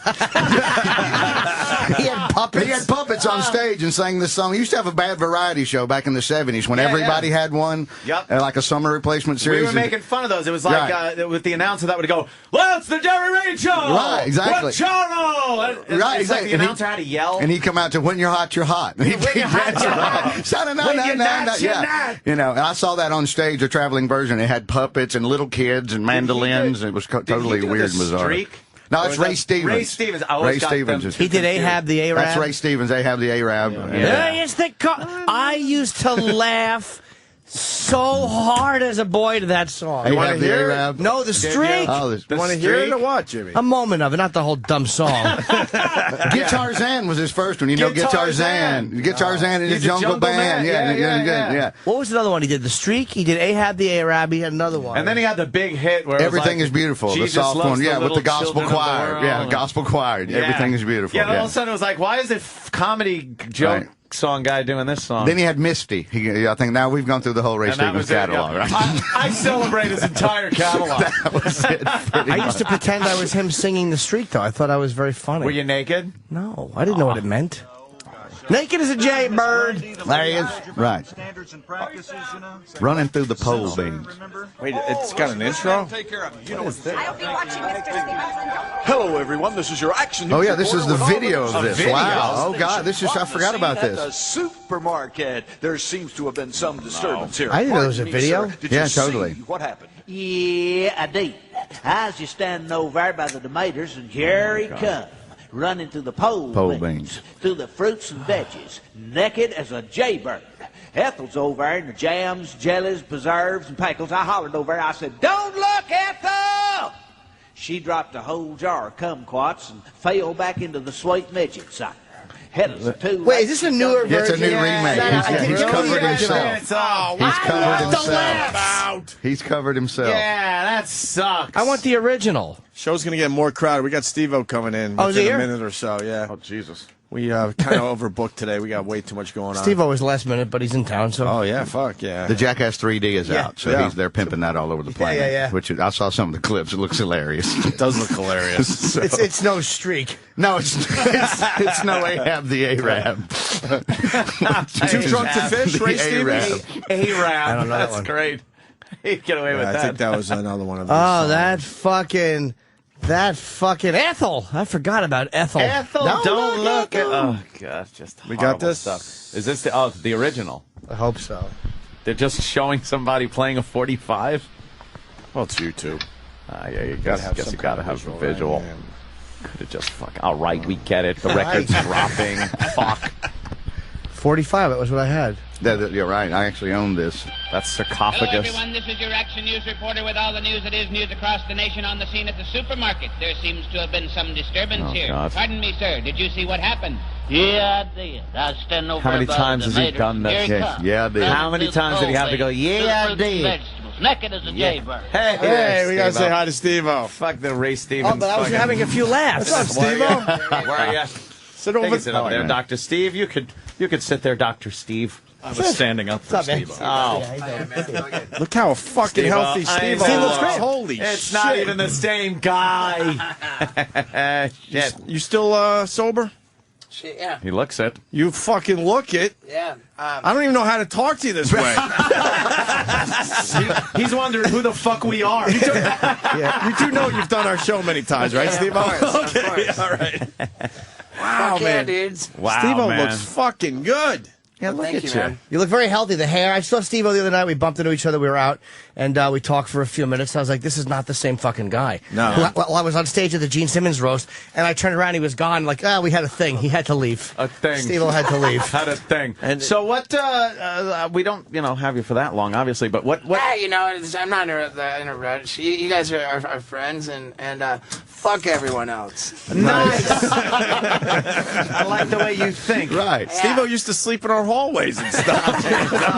We go way back. True, man. Well, did you give him a blanket? Were there any cushions? Nothing on the floor? He showed up early once, and all of a sudden he's like, he's cool. He said he's going to take a nap, and he was just sleeping in the hallway for like an hour. Yeah. Do you remember this stuff? I don't remember it, but That's I okay. sure don't have trouble believing it. Hey, So I was talking to Jim the other night, and I've been doing stand-up comedy lately, and I'm having a blast. Awesome. And I need to find a place here in New York City to get up and do a set tomorrow night. I'm talking about like 15 minutes. Fuck. That should be easy. There has right? to be Should one a of the piece clubs of that'll cake. put them on, yeah. Of course. That should be easy. Yeah, Jesus Christ. yeah, it'll be rad. Who do we call?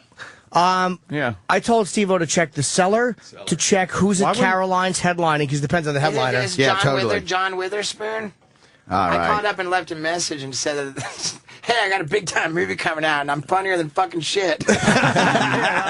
John Witherspoon's crowd. I don't know if that's your. I don't know if that's your crowd, Steve. That could be a problem. Good point. Yeah. Could be a problem. But also comics. There's comics down in. Comics would put you up in a set. Yeah, I think comics about, might. What about a place that someone said a place called The Studio? The comic strip might put Whatever it it is, if might anybody's put 'em listening on. right now, how do we do this? You know, like Comics might be a get a good hold of the shot. Opie and Anthony show. Yeah. Call like Jim's got my number. Like I'm really serious about this. Yeah, Okay. get a hold of like what the fuck? What about Stand Up New York? We can find out too. Kenny might have because Steve had all the contacts. We have to have somebody with all the contacts. I'm talking to Steve's guy. I'll take care Oh, of okay. it. All right. We're gonna have a set Everybody tonight. come out, Fucking man. Lurch will hook you up. Yeah, come out. We'll have a Nice. blast. It's so awesome, Cool, man. man. You know, Jackass 3D, it's so important to me. It's been so important to me to prove that sobriety hasn't turned me into a boring, lame pussy. And, like, you know, and so, like, is it easier to film a Jackass movie sober? Like, not at all. But, you know, it's maybe a little tougher, you know. Right. But it's so important to me, like I said, to prove that I still have it in me. That even though I'm dreading all this stuff more than ever, like I'm also like more eager than ever to do it. You know. Yeah, So you it's like, must have a lot more. You know, obviously courage comes with the booze. So like you would just or drugs. You hop in a fucking porta-john Yeah. with a bungee cord, Yeah, and there's, you wouldn't think twice about it. Now you got to have a certain anxiety level, I would think. And it just makes for great footage. You Yeah. know, it really makes like I'm in this new movie. I'm in Jackass 3D more than either of the two before. Really? And, yeah. You look petrified when that fucking. I was going to say the porta- honest is yeah. pure The porta- honesty. If he's totally terrified, That's right? good. And then the other thing I just recently saw in one of the trailers, you guys play fucking tetherball in your underwear with a Yeah. hornet's nest or You know, a bee's nest. Dude, Totally. Yeah. it looks sick. They're getting stung like crazy. That beehive tetherball was great. Beehive tetherball. It sucks because I got it wrong. Like when we were filming it, you know, I said like Manny the Shark Man was there. He says it takes 100 bee stings to kill a man. Oh, sure. And these are like Unless you're Africanized. allergic, takes one. Yeah, these are Africanized like killer bees or whatever, you know. Like, and Manny says it takes like 100 stings to kill a man, and I was like, dude, like. So the director says, well, we'll get 99 and then take off. And they got an intern counting. There's an intern sitting off camera somewhere going 78, 79, 80. Yeah, but my reaction, I think they showed in the trailer too, man. He says it's 100 to kill a guy. And I go, but dude, we have 50,000 bees. I was mistaken. We had 350,000 bees. Oh, wow. Yeah, it was like. Obviously, they don't have lawyers, right? 350,000 bees? We had 350,000 Where were you? bees. How are you playing this? We were in where were we? We were in Orlando. Dude, it's sick. There's a pole with like a rope and a fucking giant bee's nest on it, and then they're smacking with it their hands. With their hands, just smacking it and fucking getting stung and smacking it. It's hysterical. And I remember too, like I remember that like when they hadn't assigned anybody for that, and they're like, "Hey, so who wants beehive tetherball?" I'm like jumping up and down, like me. Like it was great, man. Like the first thing you see me do in the movie, I'm standing there getting ready to be hit in the balls with a baseball. Like a baseball, and you know, it just like, you know, really, it's evident that I'm just dreading it because I introduced the bit. I say I'm Steve-O. I mean, all I have to say is I'm Steve-O and this is T-ball, and what comes out of me is I'm Steve. Why do I have to be Steve-O? You know, again, really honest. And, Wearing a cup? Would you no cup, nothing. Free ball, T-ball. Oh God! Jesus. Yeah, and man, it was great. There's so much good stuff. Have you seen it in 3D? You like? I have, man. You Yeah, you see it in 3D right away because we actually had the integrity to shoot it in 3D. Right. Integrity? Yeah, that's exactly exactly what we have, and I would say that Jackass is what 3D's made for, man. You know, and technology finally caught up to us, and we took full advantage of it, man. Like, it's fucking awesome, man. Like, do you know what a phantom camera is? It shoots 1,000 frames per second. It's like fucking fast. It's great, man. It's great. Like, you can get some ultra slow motion. All the stuff that the naked eye can't see, like Lady Gaga. So if I did you a Halloween costume? There's a little black girl dressed like Lady Gaga. That doesn't make Holy sense. Shit. I got 8,000 jokes I can't say. Yeah. Goblins and all right. But so we had the world's first 3D phantom camera custom built for us, and like just that all like. Shit. All kinds of stuff that the naked eye just doesn't see, like that you wouldn't even know about. Like we're like scientists, like revealing. We're like scientists. That's what it is. It's like science, man. Like you know, well, would this work? You know, and like we fucking find out. That's what I think know? about. When I think of Steve-O, I think Thomas Edison. You know, Copernicus. There's another thing I saw in the trailer. It looked like because the things go by really quick in the trailer. Looked like someone's laying down. Fucking airplane flies over him and drops something. Oh, they showed that in a trailer? Yeah. Incredible nut shots. Now, who is that on the ground? That was Chris Pontius. Okay, so it's Chris. And I don't understand how anyone gives permission for any of this shit. Because the plane is fucking like 15 feet in the air. Right. And dropping something and trying to hit Chris with something like, dropped out of a We've been at plane. it for a while. That's actually, I'm surprised that would be in a trailer because that's real fast. That's going to be in Jackass 3.5. Oh wow! You know, like we shot 2 movies worth of stuff. Oh nice, Jesus. And like, you know, the best stuff goes into the movie in theaters. So just to like to illustrate like how rad this movie is, I got it's like burns up the entire left side of my body, hospitalized with all these burns, like the whole left side of my body. I got my nose like horribly broken by Bam Margera. I got like a copper BB fired sideways through my nipple with a high power BB gun. My nipple's a mess, and then the BB's still in there. And none of that shit made the movie. It's all in 3.1. Oh God! Yeah. My nipple's a mess. It's a fucking mess. You don't get to say that a lot as a guy. No. As a guy, you hardly ever get to say that. It's an absolute disaster. That's fucked. Steve, what was like? What was your? I mean, I think we've seen it, but what was your bottom where you said, "I gotta fucking get straight, man"? You know, I had my intervention. Johnny Knoxville came and with the guys, that was the crew, amazing to watch. By the way, they stepped in. You know, like. Did you resent them at the time for doing that? Maybe a little bit. I was. A little bit. Here, let me just show you my sad broken nose picture. Oh shit! That's you do look sad. Yeah, right. You look like Barry McGuigan. You look really sad. Oh my God! It's like Barry McGuigan. It's like Forrest Griffin. The most unskilled MMA shit, fighter you fucked ever. up. Your nose is completely twisted. Right. Yeah. It's way over to the side there. By the way, I got a text from Keith. That out. I got a text from Keith Maresca. Esty said no problem. Get his people her number. That's the Comedy Cellar. Oh, nice. There you go. Nice. Bang. There you go. Oh man. Oh, man, you guys got to come out. It'll be a fucking blast. Yeah. Fantastic.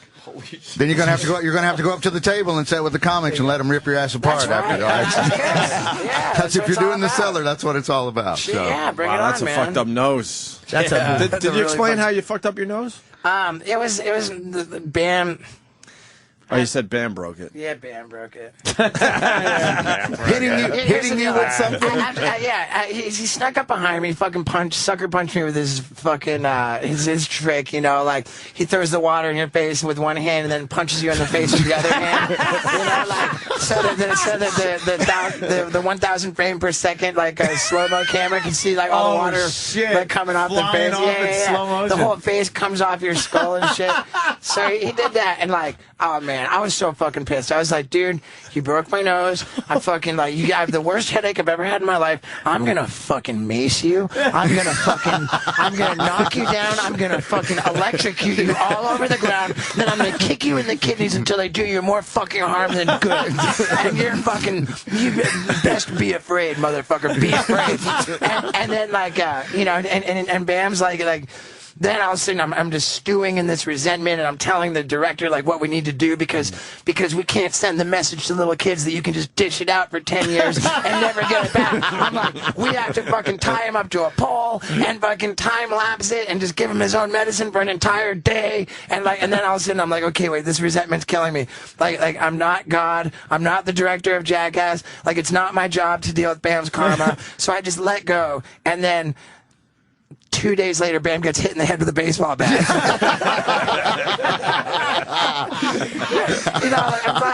I'm glad he's okay, but I'd be lying if I said I'm not glad that he got fucking hit in the head with a baseball bat. Holy shit! Because he's okay, But letting go of that ugly allowed you to fully celebrate. Fully celebrate with no guilt or anything. That's so great. I said a quick prayer, and thank God he was paralyzed. Holy shit! I've got to see this. And it's going to be huge. I have not been to any movie, and I don't know how long. I can't stand going to the fucking movie theater. This is one movie I'm absolutely going to fucking see. It's fucking awesome, man. And everyone that sees it is all of them. Everyone's, dude, this is your best one yet. It's like. And the past two have been great. The second one, I thought I was going to piss myself. It's great shit. Fantastic. The measure of whether it's good or not, like anything we do, is really if we're all standing around laughing our asses off. If we're shocked, if we're laughing, if you guys are doing it. Then we've got it covered, Yeah, you can't breathe after doing something because you're laughing so hard, it's fucking working. And it takes a little more each time to make us laugh, shit. How much did it? One of the craziest things I ever saw was that fucking crab that grabbed you. What was that giant? Yeah, it was a coconut crab. Holy fuck! How would you do that? Cut through coconuts. And it grabbed your ass. Yeah. It's totally, the fucking wound. I don't think that's as bad as an alligator snapping turtle. We had one that was this fucking big, and we latched that thing on my ass. Really? That's that's in 3.5. I was going to say, in hillbilly culture I'm from, though, they'll think they won't let go till it thunders. That's what they say. That's how powerful they won't let go till it thunders. Yeah, that's called bayou butt piercing. Good God. God damn. Yeah, because you did a lot of shit with animals in that Wild Boys series that you had. Yeah, and since I've become I'm really gonna probably bum you guys out here, but I'm 100% vegan now. Not that it's a real bummer; it's like a healthy thing to do, But 100% vegan. I'm all about my rescue animals. Yeah, I've got 2 dogs I rescued. Well, you got a lot of making up to do. I do, man. He's trying to do. You got 300,000 bees you have to adopt. I'm not so worried about bees. Maybe I'm vegan.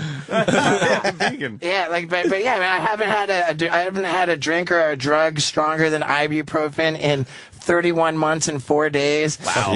I haven't smoked a cigarette in over 2 years. That's good too. I even gave up fucking coffee, dude.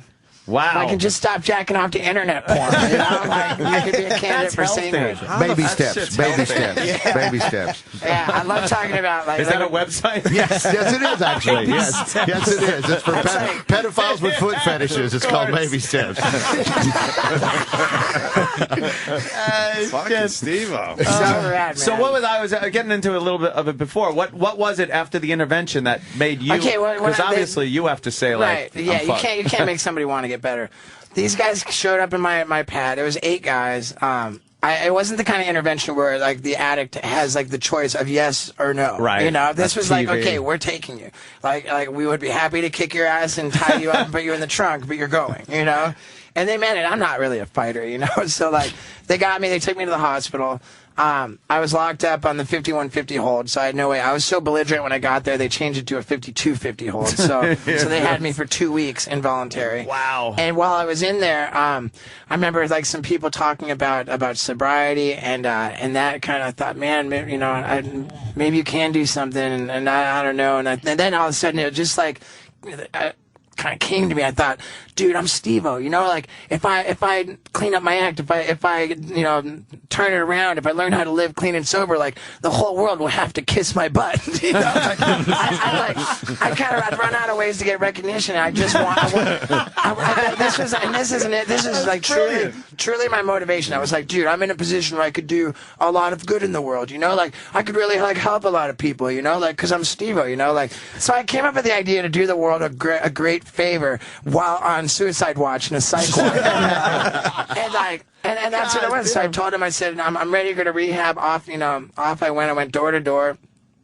Checked into rehab, and I was like, my first 3 months of sobriety, I was more arrogant and obnoxious than I had been on drugs. Wow. I was just like telling everybody like how great I was because I was leading by example, you know, like posting all my like rehab shit on the internet, you know, like it was just horrible. But I really did take it seriously, and I did take suggestions, and like as part of like what's suggested, like I took an honest look at myself and my actions.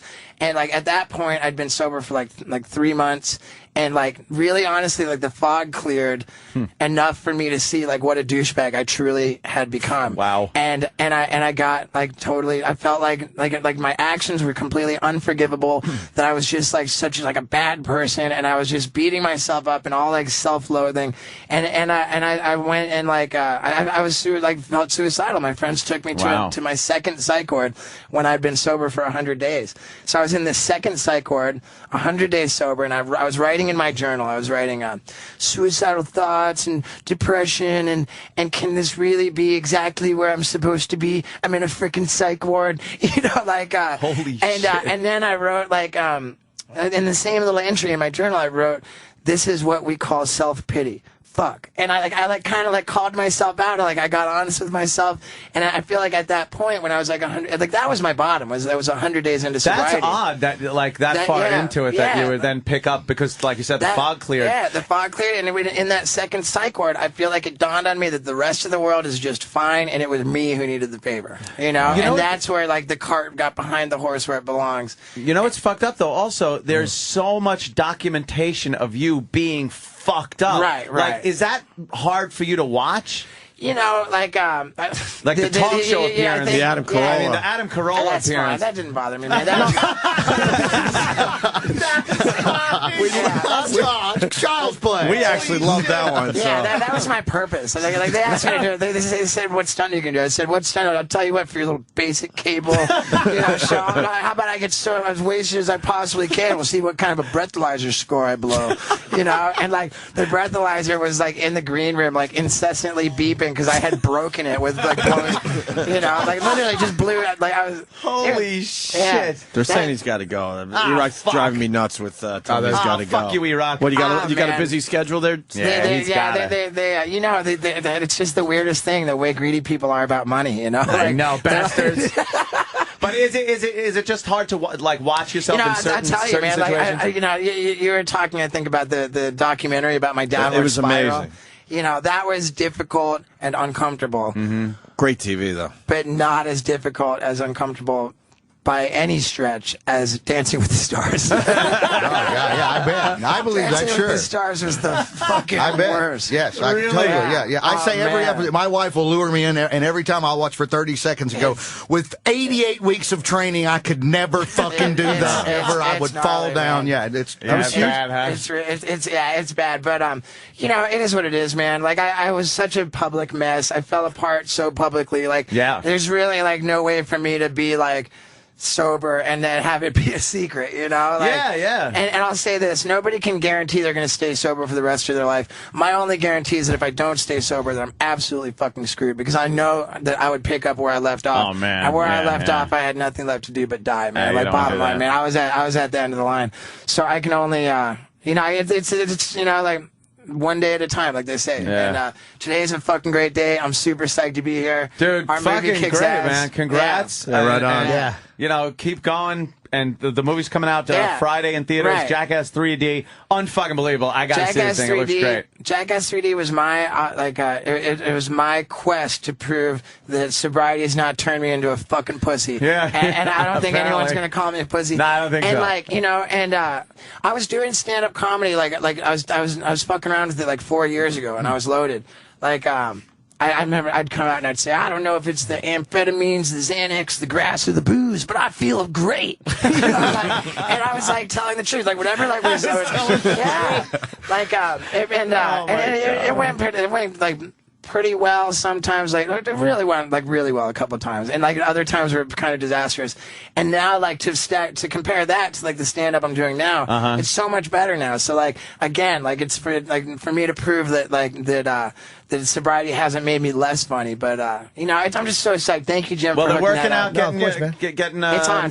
So we're doing it at the Cellar. Comedy Cellar. It's on McDougal and West 3rd. Esty said just to call her, and Keith Maresca, I think, has her info, and we'll get that to you easy. Yeah, keep the cop. Brilliant. So okay, wait. I'm sorry. I'll tell you what. I'll get it after. Thank you guys so much, right, man. Steve-o. Thanks, man. Congrats, Steve-o. I do like what I remember of you guys. Like that entire like 5-hour session with D. Oh, fuck yeah, with D and the cue ball on your head. I did the fucking butt chug here. The butt chug. I did the butt chug for you guys at the beer bar.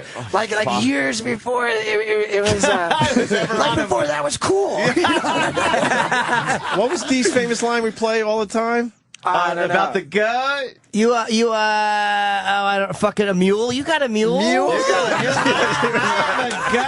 I don't know whatever happened to her, man. She was hot. I worry about her a little bit, but you know, like you got to worry about a girl that answers the phone with a different name each time. You know? Like, oh yeah, this is so and so, and then the next time she answers the phone, she's a different person. Like that's got bad news written all over that it. Shit crazy. That's great. All right, Steve-o, get out of here. Thank you guys so much. They need you luck, bad man. out there. Steve-o, fucking Jackass 3D in theaters this Friday. Who do I ask for over there? Kenny has the information. Oh, Kenny's got Yeah, right outside the door, Steve. Yeah, they're working out the details. I'll tell you soon, bro. Steve, thanks, man. Hey, for sure, man. Thank you. Take it easy. All right. Hey, thanks so much. That's great.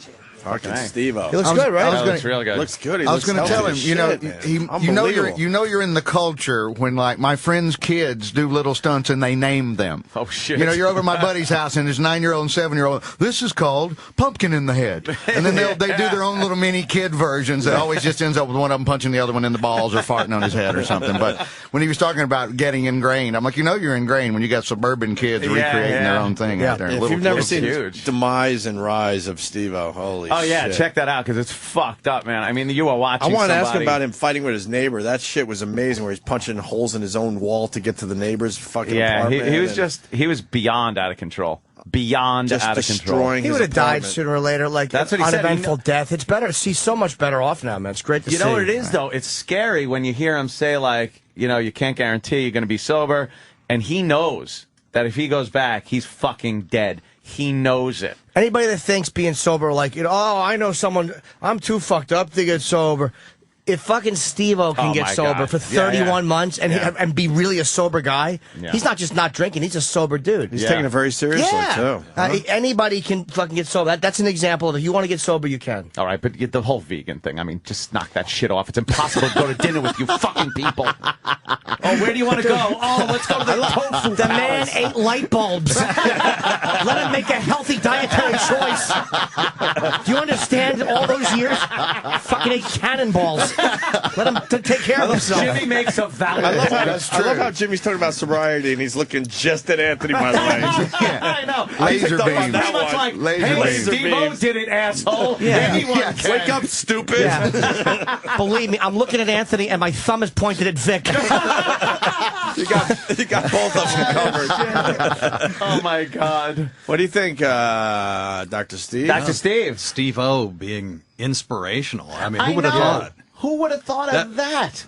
was actually, in all seriousness, very inspirational. It was cool to see because you could last tell- time we saw him, he was fucked up. And I don't want to give names, but we've had people come in here telling us they're sober, and you can look, you can see right through them. That guy is fucking sober, man. Toned and fit. Yeah, he looks really, in shape. He looks like he's healthy. Way better than the last time we saw him. Got to hold on, because Kenny's not out there to give the information to Steve-O's people, so I'm going to give it to you real quick, Sam. So maybe you can run it out and give it to him and his publicist. Also, don't forget Jimmy Norton's going to be at Foxwoods. Yes. Foxwoods Casino, and that's tonight. I take it tonight and tomorrow. Tomorrow and Saturday.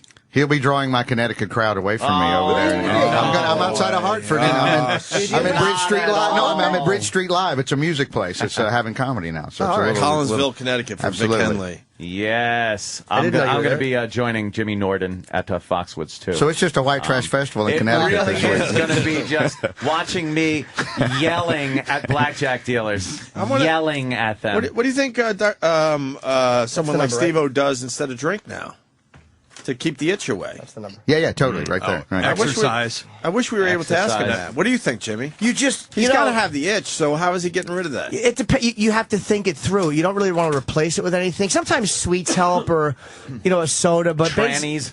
He said masturbating internet porn. Yeah. He totally did. You replace a little bit, but a lot of times just thinking it through, like where is this going to take me, replaces what. You don't need to replace it necessarily when you think, oh, yeah, the last time I did this, I almost died. So sometimes thinking it through really helps, and you don't need to replace it. 'Cause if you just replace it with some other unhealthy thing, usually you're going to go back to it. Like, a lot of people quit smoking, and I don't think you could ask them, what did you replace it with? Except for stupid Voss with his gum. Or you eat, spit the gum out already. Or you eat compulsively. People that oral fixation, that's put weight on.